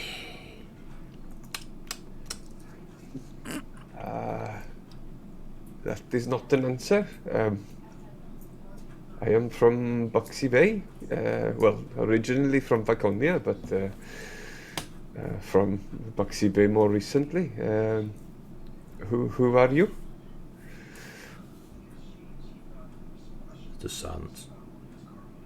And then you don't feel the hands anymore. And then you feel a face in front of you. And you hear a give me a constitution saving throw as your breath is pulled from your mouth. A con save? Yep. And you've no rerolls, by the way. And you've not got all your con because we've only had one long rest and we've been playing for 9 sessions. Does Raya recognise where any of this is? Give me an Arcana check. And Bardic's Thanks, just give Bardic. you a We've got a new reroll. reroll. 18. I'm going to use the reroll. What did you get? 6. Oh, Jesus. I got an 18 on Arcana. What did you get? If that is a nat 1. It's going to be good or bad. It's really good or really bad. Oh, you can't do that, face. The second reroll is too late. You can't just spam them. With mine, I can't use it anyway. What did you get? 11. Cool. So Raya, as you can no longer, none of you can no longer see Bjorn as he's in the hut. Alexander is coming across to the shouting of his name from Leo. You get the feeling that whenever Leo shouts Alexander with a bit of a breaking in his voice, it's never good. So Alexander is striding across. Raya, what you got, an 18, did you say? 19? Yeah, 18. It reminds you of when the clan, what's the word?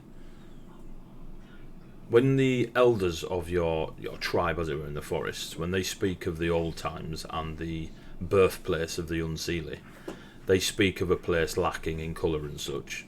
And it is a place that you have probably visited as a very, very, very small fair when you were first a kindling of story and tale of your own. But it's gravy time. But you are aware that this is a fair realm of your ancestors. Welcome to Colossus. Okay. Alexander's now in front of you all. What is going on? And Leo. We were playing roulette, and then now Bjorn is in there, and it doesn't look safe. And why are you playing roulette? Because never mind. it's too late for that. Where is he? Where is he? Don't know. Have a look for yourself. Rhea just kind of like raised the hand and she's like,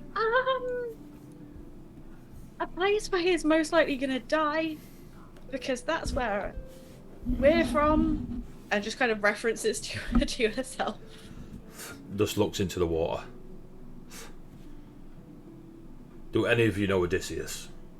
Yes. Go get him. I'm gonna just sprint. Go.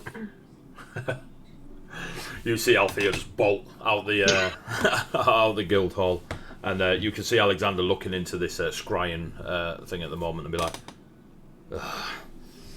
just how capable is he?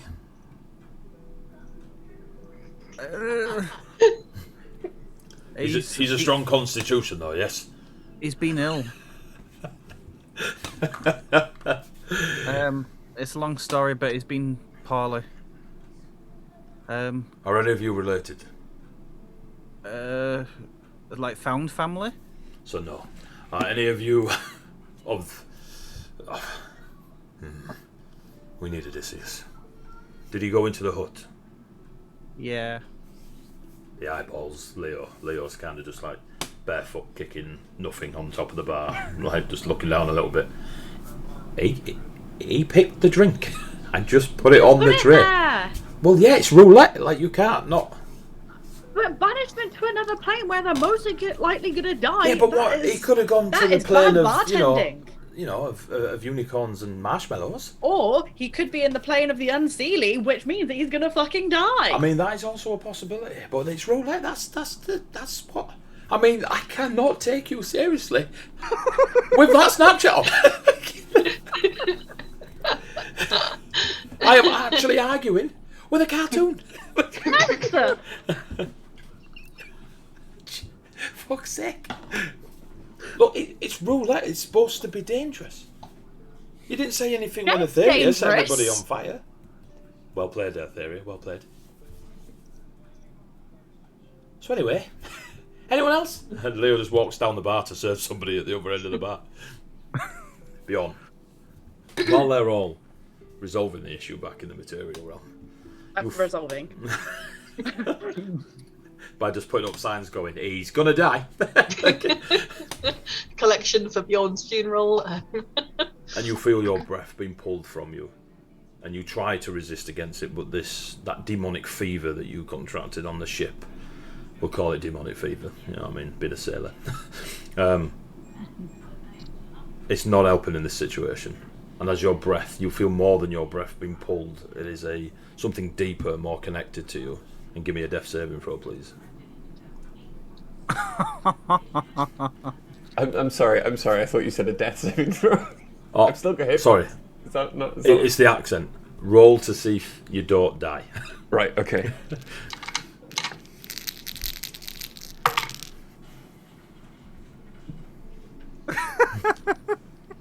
As long as it's higher than a 1. What'd you get? That one. Oh, fuck. Fucking killed him with a drink. So, Change your dice. you as you try to resist it, you lose grip on that essence of yourself, and it pulls. But it's almost like you've slipped, and more of your essence is pulled from you, and you can feel the euphoria around you as whatever these things are in the hut with you are just, yes, more, and you are going grey, thin. Remy somewhere laughing his bollocks off right now. Squishy, eh? And your breath, stop it. your soul is being pulled from your very being.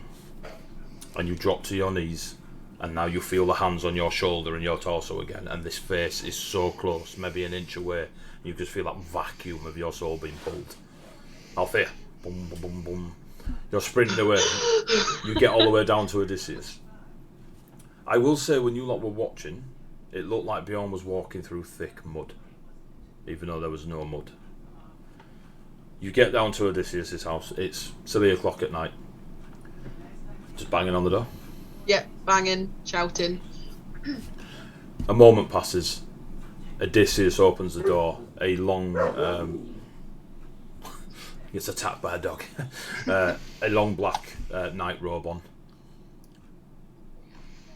Althea? I need you to come now. Someone is in lots of trouble. Alexander says only you can help. We need to go to Excelio's guild house. Yes, can I get dressed? No, okay. We're going now. Grab him by the wrist, sprint.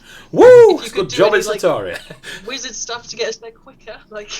How are you, queasy? And he kind of puts his hand around your waist. No, not queasy. Let's go. And the same purple door that you saw the gnome cast, E-cast, and 300 feet up the road to pretty much the door of Excelio's, give or take a few feet. I'll drag him in and explain as we're walking in or running in. Bjorn was banished by a drink. He's Roulette? in a dark. Yes, he's in a dark place. Not this place. We all are. He's walking through mud, kind of ish. There was like whispers and these ghoul type things. Just look, and I'll kind of almost like push his head so that he's looking down at the thing. Okay. Alexander nods and smiles. Right, you lot now see Odysseus for the first time. His long dark hair, just mane around his shoulders, just hangs. Look like, even though he's clearly in a night robe, his hair looks like it's never out of place. He's absolutely shredded. Not egotistically, He just walks with a similar athleticism that Althea does, as you see him as she's pushing him through. But he's stupidly shredded. He is, but doesn't carry a aura of ego about him. Okay. And he goes over to the bar. I see. Where's Leo? Leo's at the other end. Alexander. Leo! He comes running over. Go get me another one. But I've only got one more left. Go get me the other one. Leo puts his head down, runs off to get another potion. Bjorn, can you give me a Def 7 throw?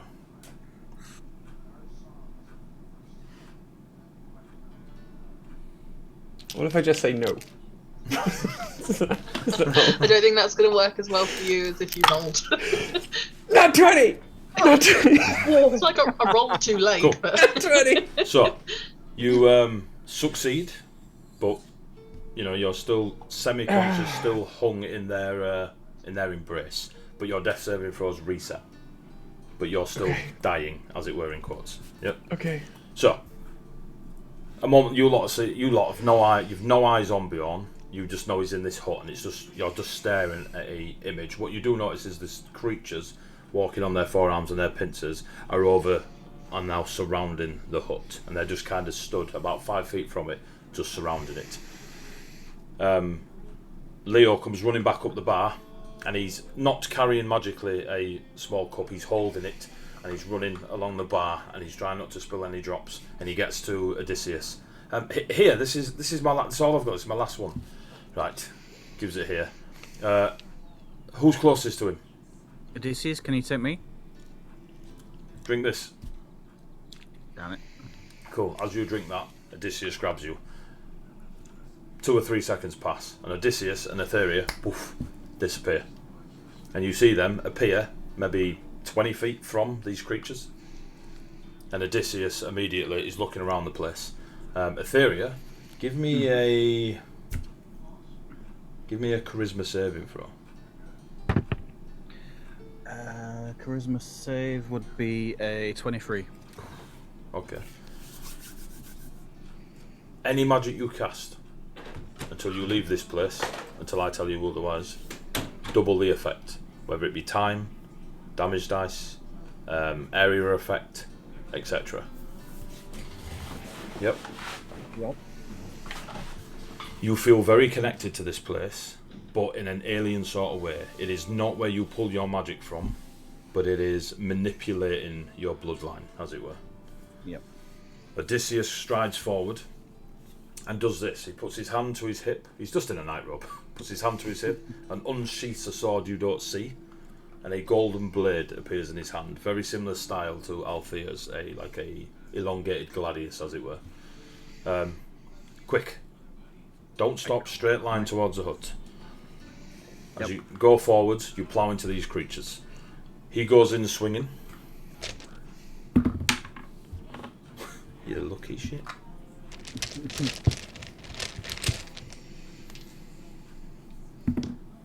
And carve through 3 of them. And they all just pop, as if they made of tissue paper and, children's toys for nativity plays and such. I definitely picked the wrong direction to go. What did you do, Etheria? I'm going to look at as many of them in a group as I can, and breath weapon. Breath weapon. Is that a save on them? Yeah, dex save. 2. DC 13. 2's less than 13, I believe. Yep. Roll, what's the damage? 1d10 force. Cool. 10. Cool. 10 of them. Just pop as your no energy, no fire, no ice, just a straight sheer presence of arcane force as you blow away 10 of these. 13 of these creatures just evaporated into tissue paper, leading you a path straight to the hut that you saw Bjorn go into. Bjorn, death saving throw, please. Remember, they've reset.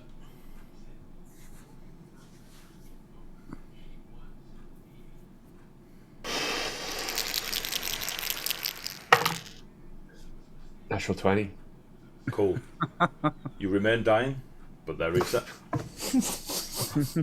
Your health, you Yep. fucking just means you're not dying. You haven't lost any hit points. Okay, alright.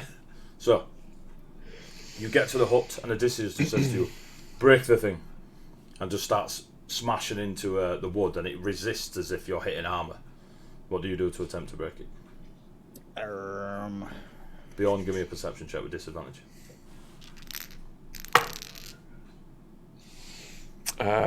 6. 6? Okay. There's Chaos you're too focusing on not dying. Chaos Bolt, roll your attack. 24. Yeah, you can hit the large building in front of you. Give me your damage. My dice are working. Thank fuck. No, that's not as good. A 1 and a 4 and a 7, 8. So 8 something damage. 8 force damage. 8 force damage, cool. Yep. So you say double, so 16. Yeah, so double your damage. Yep. 16 force damage. 16 force damage. Cool. So as you and Odysseus are laying into this, the wood, he's hitting it with this golden blade that is clearly enhanced differently to the metal that you've seen other folk fight with. You're there wielding your magics. The creatures around you, they kind of slowly come towards you, but they don't get any closer than where you are. There is for whatever reason, they won't go near the hut. And because you're right in front of the hut, they're staying away from it. And the fact that you just eviscerated them. There seems to be a sentience about them that they notice, they see that, they feel it, they react to the fact that half of them just got killed, if not more. So there's only 7, maybe 10 of them, like round the other side and stuff. And without being able to read them properly, just their behaviour of not rushing you, there is an element of fear is a strong word, but they're wary of what you and this dark-haired sword wielder can do. Give me a death saving throw, Bjorn.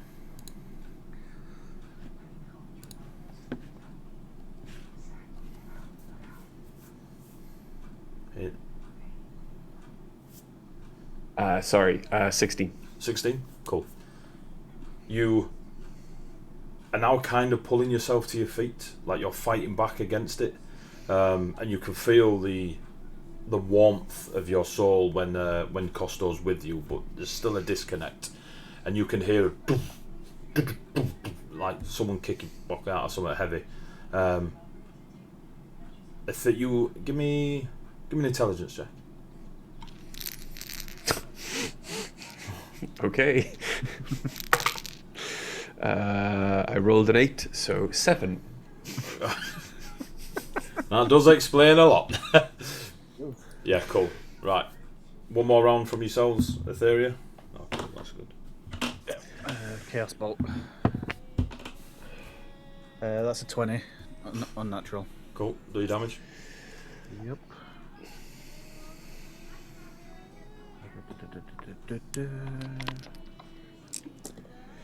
So force damage again, and this time there is 32. The front panel that you two have approached and are hitting just cracks. Light runs through it from your Chaos Bolt and just explodes.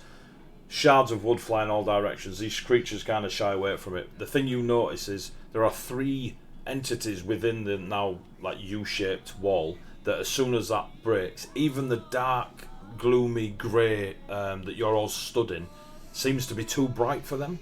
And they're like little robed creatures, they shy away from it. One was right in front of Bjorn's face as he was kind of half up, and it snaps away from him, screeching in pain, and all 3 of them fuck off to the sky and just fly screeching off into the distance. And Bjorn is kind of standing there groggily. Bjorn, this is the first time clarity has taken you in the last 6-12 seconds maybe. And you kind of shake your head. You turn around and you see a few of these creatures with the heads and the spine little fingers, but you also see Etheria and a incredibly shredded, long black-maned warrior, just kind of there, stood there. Odysseus, we don't have time. This is Bjorn, yes? Looks at Etheria. Yes. Bjorn, are you alive? You good? You coming? Move forwards. Yes. Come, At this grab point, this. I'm probably not very pink. Okay. Oh, Etheria is almost translucent, like every millimetre, every drop of colour, like a clear crystal. Okay. Her hair is completely translucent, and the rest of it like a clear crystal, mate. Only her clothing is pink. Odysseus whips out a tuning fork, and it's very elaborate, and it looks like it's made from platinum and white gold, and he just rams it into the sand at your feet, and just holds his hands out to both of you. I take his hand immediately. The grey gloom of the plane that you're in, and the tuning fork goes, and Dundee comes flying in on a crocodile, and you plane shift, and you appear in Odysseus's home. There is you're clearly in a villa of Atoria design. There is a large fireplace with a small fire within it. There is a lot of wealth in this room here. There are long couches. There is mosaics on the floor depicting arena warriors going head on head. There are creatures like hydras and minotaurs and such all around the place. It is very much a nod to the Atorian cultural aesthetic. Back in the bar, Leo just goes, "See, it's fine." Alexander, if they've left, he'll be at Odysseus's. No more roulette, Bjorn. No. If you wish to go see your friend, fine. I'm not sure what condition they're in. Please stop playing roulette with Leo. If you take the drink, it's your own fault. Know that. Yes. Face. You leave the bar, leaving your friends to have a quiet drink behind you, and you go Fine. wandering down to the main docks. It is very much it's not a heavy nightlife, as in it's not a very boisterous nightlife, but it is heavy in populace. There are crowds outside a lot of the taverns. There are folk cooking foods, sharing, laughing, telling stories and stuff around small fires on the beaches. When you get further down, the taverns are pouring people out. Everyone's having a really great warm-up time for the Festival of Birth the next day. You easily find a couple of rocks to, I'm assuming, weigh the head down when you launch it out to the waters. You get to, there is a cliff overlooking on the southern side of the dock. So you can either go right down to the waters or just stand on cliff and launch. It's your choice. The cliff is closer and you could get back into town. The dock, you'd have to walk all the way down to the dock. You go to the cliff. You get the rocks in there, you tie the bag, and you get ready, and give me a athletics check. Yep. You said cliff. I did. It's not actually awful. Okay. 19? 19, yeah, that's cool. You launch it. For a moment, you think it's going to catch as the slope of the coast goes away from you, but it just misses, plonks into the water. You watch for a few seconds. You don't see it. It's pitch. Well, it's not pitch black, but it's night time. You definitely see it land in the water. You've allegedly got rid of the head of Pelios. So just to make sure, I'm going to cast light on just a rock nearby. Just throw it down the same way and see if I can see it floating on the surface, just to make sure it's... Give me another not athletics moving. check. People go, pissed out of it. A shooting star. 12. A falling star. You don't quite get it as far as the distance you got on the head, but it does plonk down, lands on a few of the rocks near the water, then kind of half rolls into the water, and does 40 feet of light, 20 bright and 20 dim or something. You can't really see. I mean, it is night time again, but there's nothing obvious bobbing on top of the water. You've thrown it a good, like you're on a cliff and you've thrown it out to sea, so it's a good distance away. It definitely hit the water, and it was definitely weighty. So like, you're Just pretty I sure. can go, Good enough. And then you are looking for Shauna. I want to look for Shauna. See if she's in a local sauna. This is just set up, making a killing. As you go, where are you looking? Are you looking around the crowds, or are you off straight to a workshop, or? I'll look around her workshop first. So as you get up there, it's still really warm as you approach the the doorway, but there doesn't seem to be any candlelight in there. There's the embers of the small forge she was working at that are real low, so that'll tell you that they're obviously not in there, but it wasn't long ago that they left. If you're looking in the crowd, give me a perception check. Give it a go. Why not? You've got rerolls if you want to use them on finding Shauna. Oh my god, no! It's got to be better than Bjorn's rolls, no matter what I do. So. Jesus. Yeah, it is. Perception check to look for a random tiefling. 19. To be fair, if you'd have got a 2, it'd have been better than Beyond's rolls. 19. Yeah, you see she is stood with a couple of other locals of Buxy Bay. They're dressed in their dock gear. They're just sleeveless, sort of vest, open vest type things, just keeping the sun off their backs, as it were. And they're just sharing what appears to just be meat on a stick, and they're just eating it. She is obviously not in her apron anymore. She is in a kind of real light yellowy blue tunic that just, is just something that those of the locals wear. It's nothing Yellowy blue, extravagant. do you mean green? No, I mean it's yellow and blue. Hello. Lello. I'm going to walk over and tap her on the shoulder. She turns. Oh, hello, mate. And just puts the stick towards you. Take a bite. You alright? Did you? How's the shield? Well, the field's holding up well. Got some use today. That's So- good. That's good. Are you looking around for the rest of you? You joining us? Why not? She can join, right? And there's a couple of lads and lasses and that. They just look at Shauna. Yeah. No one cares. Let's all have a pint together. And they all start moving around and they make space for you. And there's barrels brought up, and you're all just kind of sat there. Then I will partake of a few drinks with them and sort of enjoy the evening in a probably less dangerous fashion than my friends, apparently. I mean, everything's fine back at Italy. Nothing ever goes wrong at Atelios. Nothing to worry about. Assassination attempts, banishments. But, after, a drink or two, I'm just going to turn to Shauna and say, so, fancy staying somewhere other than your house this evening? She kind of laughs, looks at you a little bit, looks to the your current what's the word? Company, and they all look at Sean and they're like raising the pints, subtle as a fucking monkey with a sledgehammer. Yeah. Well, Bye, guys. And Shauna just stands. Oh, now? Oh, okay. Well, Right. I mean, No, now's good. Now's great. where? I'm staying at Ectelio's, but I'm pretty sure I can get them to give us a room separate to my friends because... No. Cool. Never stayed at Ectelios.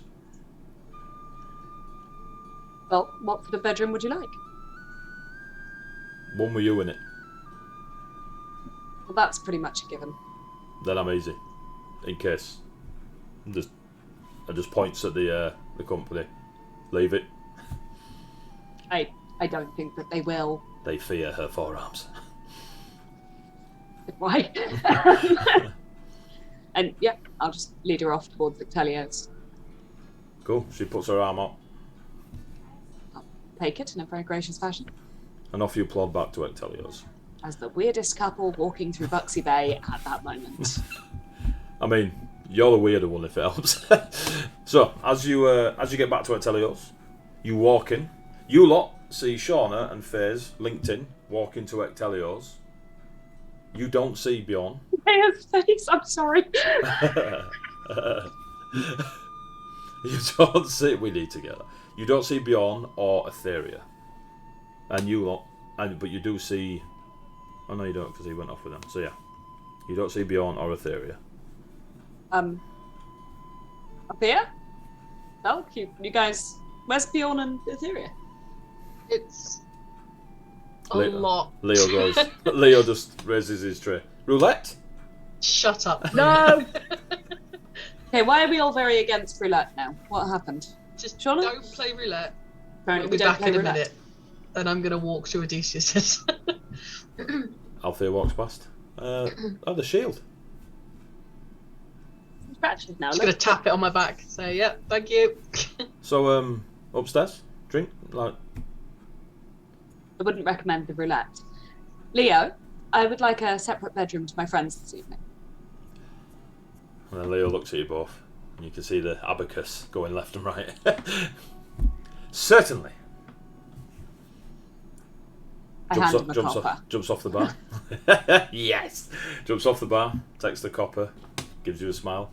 Follow me, and he walks towards the stairs where you all went before. And he just Right, Valk, I'll see you in the morning. Oak, like, straight up goes to start following. He's just gonna grab Belk and be Fanfic. like, where it's gonna be like, no, she said. Faith blows in the ear of Shauna. And like kind of always start walking and then like, Just hear with his him, little turn smile back, as well, like. confused as to why. This will be a good chapter, this, you know what I mean? Yeah. Confused as to why like Ray would stop me. Yeah. Head is going. Like... Perfect inspiration. Like, Rhea has no concept about why she's going up alone and whatever. She's like, no, she said she's here in the morning. As your Fate strides with a newfound friend. Shauna shouts back, "You up?" And as you follow Leo up, he walks up past where you first transported in, and there was like a couple of floors above you, and he takes you all the way to the top. And there is essentially a penthouse of sorts on this guild hall. Fancy. As soon as you entered, Alexander said you should have the best room in the house. And thank you for the copper. Did you mean me or me and my friends? He just said give them the best room in the house. This is the best room we have. Well, I feel a little guilty. There's a double doors, and they are made of metal, and they've got like golden flake in the metalwork on the two doors. They look like they belong on some sort of castle door, but they're just there in the wood of this building. Beyond is, well, whatever you deem to be the best room in the house. Yeah, I feel that this should go to my friends, and there's more of them, and we can stay in. I'm not going against Alexander. He's not happy with me at the moment, which I can't imagine why. What did you do, by the way? My job. I played roulette. Well, I didn't play roulette. I'm not stupid. But Okay, but why was Velk smoking gently, and where is everyone? So the Tundra Walker decided to play roulette and picked a wonderful drink that may have banished them to a realm not of their choosing. Then Etheria went along to say hello, and Odysseus, the mighty Odysseus, also went along to say hello, and then they've gone somewhere else. Velk is smoking gently because the pink warrior from the Blossom Glades erupted in fire. Yes, Etheria erupted in fire. Your alchemist friend, well, cast mirror image, so that wasn't that dangerous. And your sandy hero, made some money. They have some coins. It's good. Sounds great. Does this have more than one bedroom? What, the building? No, this particular room. More than one bedroom? No. No, it's just a bedroom. Okay, friends are going to have to stay somewhere else, and I'll turn around and walk through the door. As you walk through the door, it is void. It is a void. There is no walls, no ceiling, no floor. You just kind of walk onto nothing, and Shauna follows you in.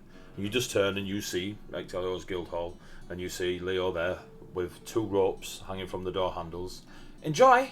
And he closes the doors. It is pitch black everywhere except on you and Shauna. She's kind of looking around. It's not as fancy as I thought it was going to be. It can be. How does the room look, Fizz? The room looks like A sex dungeon. temptation is so strong. I am having to I was fight waiting it. for it. Like, it's killing me. There's a gas mask in the corner.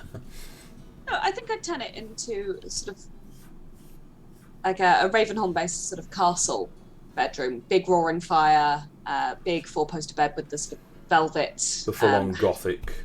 Full gothic velvet hangings, chandelier at the top with candles. Like Vlad wishes he lived here. I understand. Heck yes, yeah. How that is sort of this not vibe. like a fancy sex dungeon? Because there isn't I'm a gas being mask. good. She doesn't say the words. It's just descriptive high fantasy. So, Be whatever you want it to be. as it starts to take form, as you kind of just look around, and as you look, it literally like you are painting the scene around you. It all takes form: the 4-poster bed, the fire, the velvet drapes, and all sorts. As you kind of circle 360, by the time you get back round to Shauna, she's just starkers. I go, was that part of the room magic, or are you keen? I don't do magic, and she just grabs you, and we'll fade to black. So, Can you write this as a fanfic, please? I'll put it on my to-do list next to the Asking, warlock and the yeah, hammer. Asking for a friend. Next to the warlock and hammer, yeah. Asking for a turns out friend. Shauna's nickname. So, you, Ethereum Bjorn, you have plane shifted from the birth of the Unseelie Fae realm back to Buxy Bay. I mean, there could not be two more polar opposites. Bjorn, you feel weak. Don't worry, stats aren't changed. You feel very weak. You felt your soul being torn from you.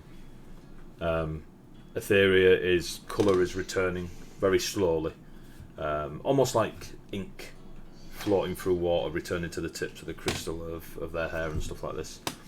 Odysseus is adjusting their night clothing, as it's a bit a squiff, not really designed for combat. Are you okay?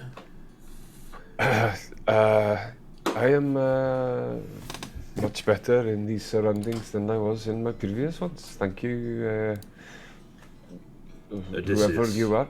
I'm Odysseus. Althea has mentioned you.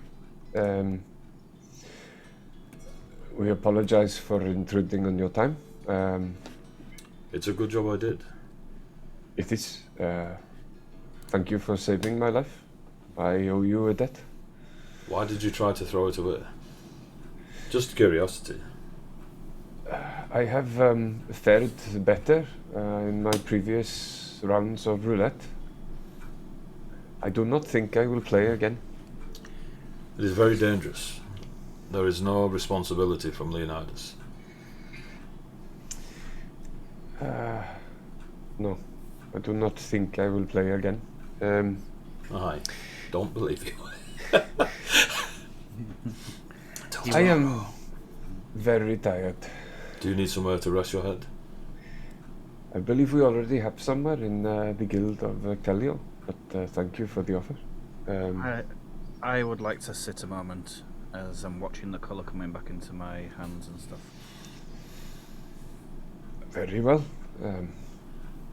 Wait here, I will bring drinks. Oh, my friend will bring drinks. Halamar, and just calls to the halls. And you just hear her, yes, Odysseus? Bring me tea for our guests. Right you are, Odysseus. There is someone at the door. Goes to the door, opens the door. Hi, Althea. Me again. Your friend, and just kind of steps aside and gestures as you're, I'm assuming, halfway through the door anyway. Yeah. I'm going in. I'm just gonna wrap Bjorn Follow the biggest hole bear on your hug. right. I am happy to see you too, Althea, but I'm quite weak. Please let me go. When she as she hugs you, you kind of feel that she gets quite warm, and there's her eyes flash again, and whether you need it or not, she heals you for 3 points of healing magic with her lay on hands Asimar trait that kind of kicks in as she's overwhelmed by the fact that you're okay and alive.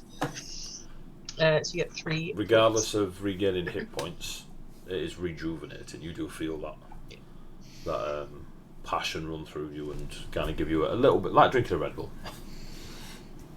Magical Red Bull.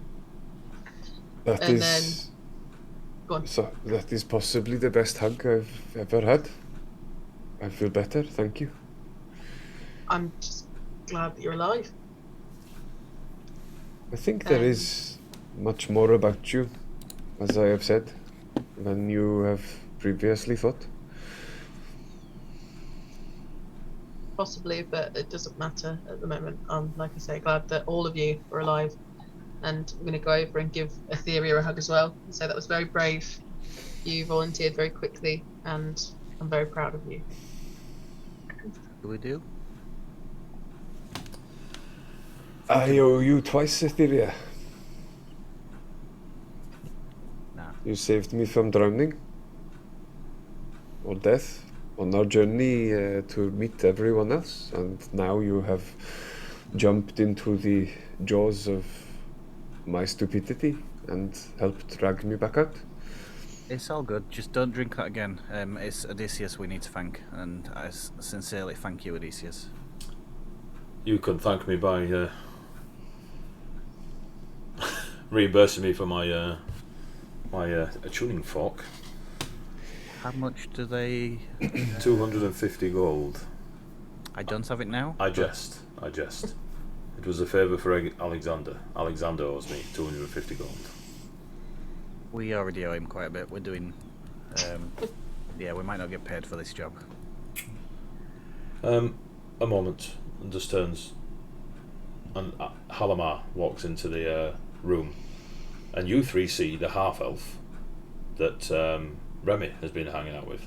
I knew it! However, the half-elf does not react to you three at all. Here we go, and puts a tray down with cups of... There's a mug of hot something in there. There's like a herbal lemony tinge to it. Thank you, Halamar. Not a problem, Odysseus. Is this the... looks at you, Althea. Is this the warrior that was poisoned? It is. This is Althea. Althea, this is Halamar. Hello. We've met. I don't know you. You're not Halamar. That's not your name. I can assure you it is.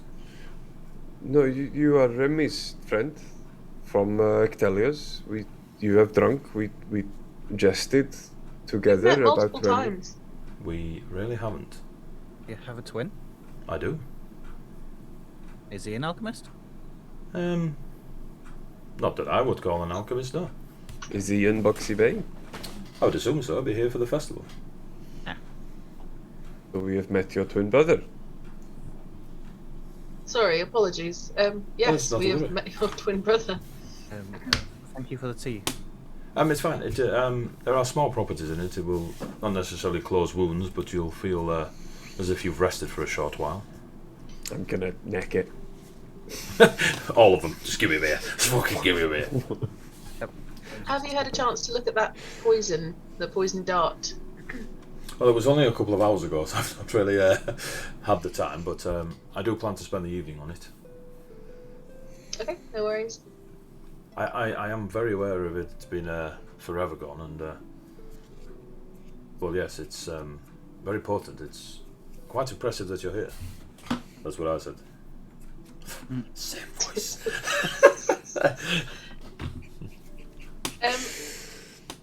Just quickly, Odysseus, before we turn in, Yes. I know we have called upon you a lot. I have another favour to ask, if possible. Hopefully not one too tedious for you. And it would be more, is it Halamar? It would be a favour from you as well. Yes, I am Halamar. We have a friend, he's called Remy, and he's an aspiring alchemist. He's made some very good potions, but he is not the best at recognizing his potential in what he can make. He doesn't have very good organizational skills when it comes to labeling, but he does have great potential. I would be very grateful if you would consider taking him on as like an apprentice, or just an aide as a ward. We're off to do something that could potentially be dangerous, and I don't want him to get hurt. And if he's here, he's learning and not with us in the dangerous place. Well, it's not for me to decide. Odysseus would be paying for food and board, so I'm happy to take on an apprentice if Odysseus allows it. Odysseus looks at you. What's in it for me? Whatever you name your price, there is the safety of Remy is priceless to me, and I'm sure the others care about him as well. That was enough. He can stay. Thank you. We'll bring him by in the morning, if that's okay with you. It is fine. Make sure your friend rests. Did you introduce yourself, Bjorn? No. No. Rest for a long time. Don't drink. I would say, take 2 of these and bring me back in 4 hours, but I will heed your advice. I am so very tired, and I've been very much looking forward to a long rest. For some reason, so was Odysseus. I apologize for my rudeness. I have had other things on my mind. My name is Bjorn. Pleased to meet you, Bjorn. As said, I'm Odysseus. I hold out my hand to shake his. He shakes it. It is iron grip. Mm-hmm. I wave from where I'm sat. Etheria. Pleased to meet you, Etheria. You too. You walk into 3 worlds. It is it's an exciting thing to behold. Thank you. Now get out. I want to sleep. We will not take up any more of your time, and I'm going to make my way towards the door. Etheria, do you follow? Yes. By the time you've got to the door, you are fully pinked again. Like straight out of grease. Althea? Yep. You follow? He will follow you to the door, and as you're all leaving, he just calls after you. Althea? You still owe me a fight. And he just smiles and closes the door. You make your way back up to Ectelios? Mm-hmm. Do you converse on the way up? I don't say much. Bjorn just looks. Bjorn is crawling. Bjorn looks there's no better way to put it. Bjorn just looks fucked. He's just knackered. Velk and Rhea. Whilst everyone's doing what everyone's doing, what are you two doing? Or who? Or who? Rhea, so no one. I can't think of anything to note that I'd be doing apart from just being annoyed about the fact that it's such a dangerous game. Velk? Rhea considers spinning a story for the masses. Oh shit. Do you announce that? Uh-huh. Cool. Give me a persuasion check. Grown friend. 21. 21. Who knew bars were charismatic? So, Cheeky little plus. as you announce that Rhea will perform a song for the masses, the 30 story began with an S. 30 or so people in the immediate area of this guild hall kind of like, oh, cool, and they sort of like shuffle and they all just turn their chairs to face Rhea, and Leonidas is on the bar. A story, and he clicks his fingers, and a beam of light goes zoom on Rhea. I'll move up next to her to support. The dead man. Rhea thinks back to a story that she knows. A story of Kendora Fastwind, the fastest halfling in the world, hailing from Toa, that can be found darting between mountains. And I kind of just smile and look up at it, and then like, if she starts telling the story, I'll just start prestidigitation and all that sort of stuff around. So, Rhea, give me a performance check with advantage. I will also, as I'm saying that, Bardic Inspiration. Oh, Bardic Inspiration. So you get a D6 at this level? Yeah. So, performance with advantage, and roll a D6 and add it to it. It's so real, is that fucking thing? It's... 17? Is that with the D6 as well? Yeah. Oh, that's not bad. That's not bad for a druid. That's not bad for a druid that has absolutely no stories because her entire life is in a forest. Hey, you can tell the best fucking tales. Them squirrels. Anyway, as you tell... He's not good at lying. As you kind of stand there and be like, what he said. And Velk is just whirling around you. Like, there's thaumaturgy going off, there's lights, there's stuff in volume, there's special effects. I'm guessing as Velk is the one actually telling the story, but saying as if I am telling it. Yeah, exactly. Okay, sound. This goes on for about half an hour, which is quite a long time to just be telling a story for folk and holding their attention, but they are enthralled by it. Velk's original introduction of you, the gnomes, goblins and halflings that are working the bar top all start throwing in their thaumaturgy and P-word magic. And there is just a display going on right now, and Rhea just kind of sat like at her table. Everyone is just completely like in awe of the tale that you have just not spun but spun. And as Velk finishes with the, and as Rhea says, that is the end. Everyone, they're up. And there's a crowd, and then you've got all the bar folk just like booming applause. There's 30 or so people, it sounds like you're in a stadium, and people start throwing flowers at you that they've just summoned with their bardic cantrips and small druid crafts, and you are just getting covered in flora. And there is a whip round happens as Leo is straight off the bar with a tray going round to them all, and there's coins being thrown on it.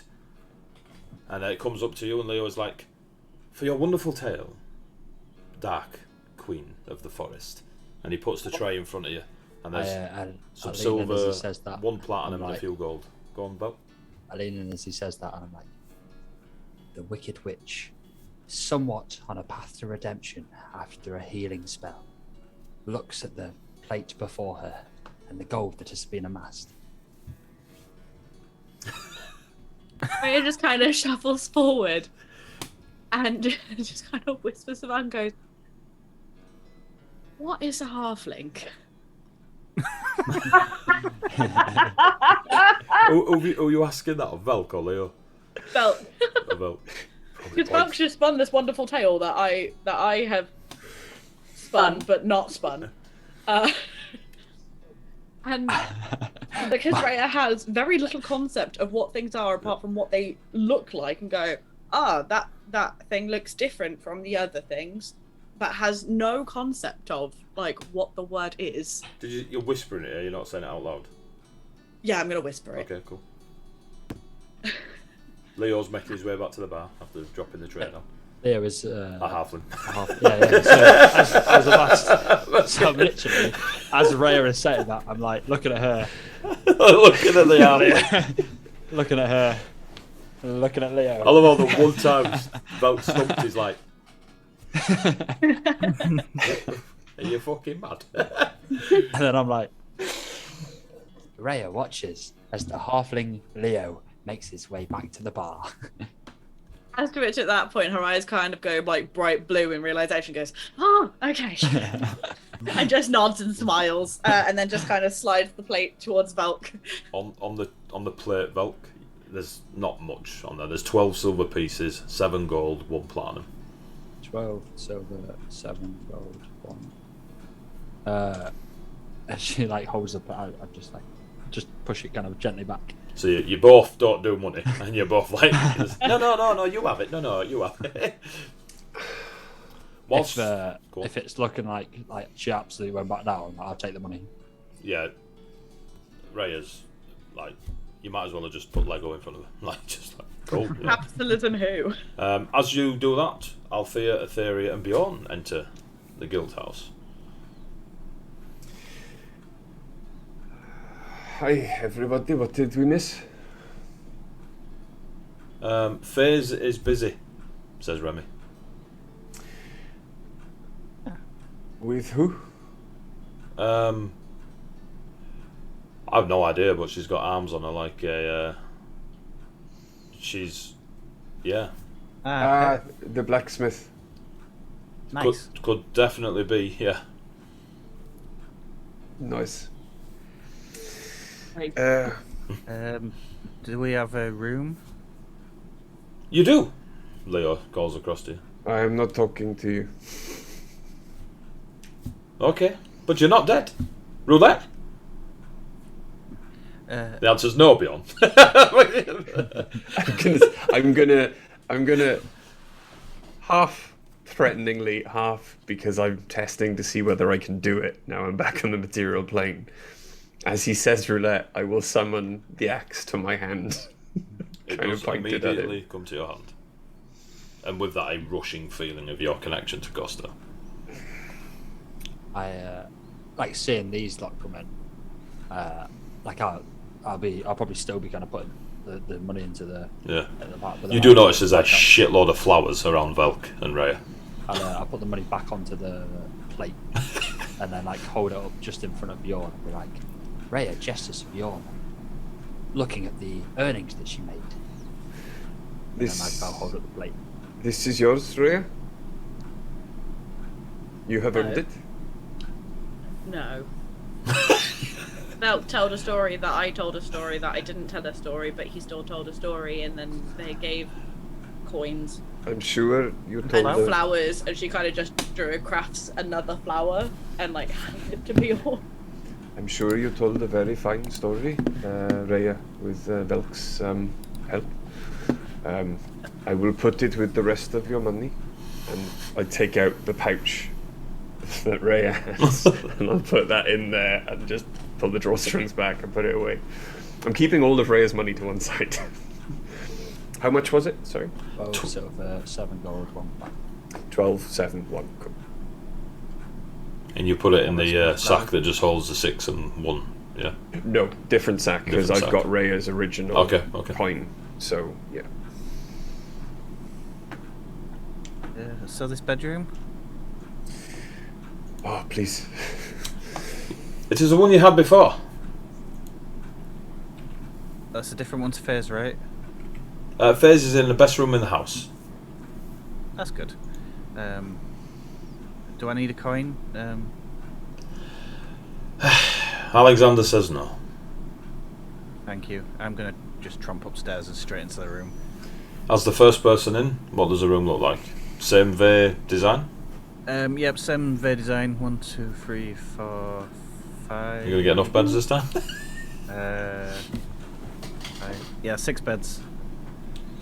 6 beds, a low tea table, tea set, sword rack, and I just flop into bed. Cool. He retires for the evening, and I'll start making my way to the room as well. You all just retiring? Yep. Remy stays downstairs for a little bit. I send a message to him before I sleep. Said, "There's a bed for you." Thank you. Thing out like a light. Bye, Remy. Bye, Velk.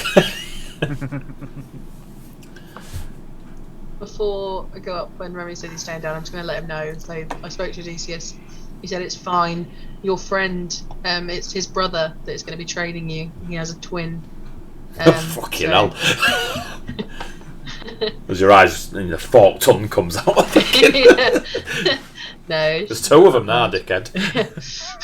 But so you'll, your friends will be around, and I'm sure you'll be fine.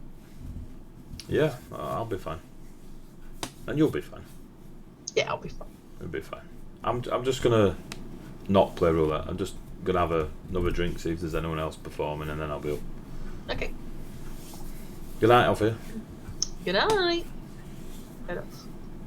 Cool. As you all retire, Fairs, you don't have a choice. You'll be exhausted in the morning. The rest of you get a long rest. You may take your long rest. You also may level Do I up. still get a long rest but a point of exhaustion? There's what, sorry? Do I still get a long rest but with a point of exhaustion? Yes, Or... yes. Yeah. And you all hit level 4. Hang on. Yay, level up! Someone's got their con back, or at least one of them. +1 back to my con. There we go. How many more do you need? How many more? Just one more. Just one more. Long rest, because it was the potion, one long rest, and this one. Yes, that's free. Yeah. Cool. So you're just gonna stay in bed for the next 2 days? No. Well, my con modifier is the highest it'll go. Right, but it's the odd number. Okay, yeah. So, go on. I did not realise that when I jumped into that dark realm that I was already quite hurt. I'm glad all that went well. Yeah. Imagine getting fireball to the face. When you've not healed up. I honestly thought you said I only had 2 hit points. Nah, that's I've got 2 left there. You get your long rest. Phase, you'll have a point of exhaustion, but you will be long rested for magic and hit points and such. You've all gone up to level 4 for killing the giant serpent, surviving roulette, etc. Surviving. We will talk about your level ups off stream. Yes. And we'll sort out hit points and anything you want to do, not do, etc. And because it's level 4, there are obviously feats or attributes that you want to do, so it's kind of a big level for you young adventurers. Raya/Hannah, the fucking Disney princess face is absolutely amazing. That you can never be yourself again. In Twitch, they're like, we all need the group to have these faces. That's what I said. That's what I If we said. can figure it out, we will. We should do a one shot or just the session. But yeah, if it puts me as Shrek, I swear to God. There is a Shrek one that I did go, oh look, I'm 80. Wow. Hold on. I'm glad I avoided that. You were busy being a parent, sorry. Shocking. I thought it was the potato that you said was 80. There was that. Oh, that one was very Alright, much. so anything that's remotely round and smooth is 80. I understand. Great. Hold on. I once had some friends of mine put a smiley face on a white Malteser. Oh my God, that is you. Yeah. That's funny. Thank you, Face. Right, anyway. Thank you so much for watching. It's been amazing. I've had a great time tonight. It's been absolutely wonderful. Big Hero 6 AD. Cheers, Biggie. It's been great. Thank you very much. I've really enjoyed it. It's a great start to the week. Thank you for the follows and the bits. And my apologies, Biggie. I didn't get to use the rerolls, but Rich was already in a shit state. I didn't want to just dive in and cancel out his Thank you. stuff. But yeah, so yeah, welcome to Colossus, guys. Shit happens. Christ. Play in hard mode or go home. Right. Is there anyone we can raid with our lovely 20 viewers? I don't know what that one. Any of our lot on? We got none of our lot on. Alright, that's cool. Right, so let's call it a day. Right, kids. Oh my God. It's not as animated as the other one. Look at you all. Get a grip of yourselves. Right. Thank you very much for watching. Take care of yourselves. No, and, wait, I've got the floppy aubergine. Oh, let's all be It's floppy on here aubergines. somewhere. That'll scare people. Oh wait, I've got a banana. Oh God. Oh no. Like why ain't theirs floppy? Oh, they've got different ones. They've got different. There's no orders. machine Hannah in an found- arena. No, Hannah. No. I'm a Cease and banana, desist it's in the fine. post. I'm a banana, it's fine. Yeah, that's what she said. So, what the fuck? Right, just sort your lives out. Say goodnight, We please. are. Good night. Love you all. Bye-bye. Bye. Oh wait, what's this one? Oh,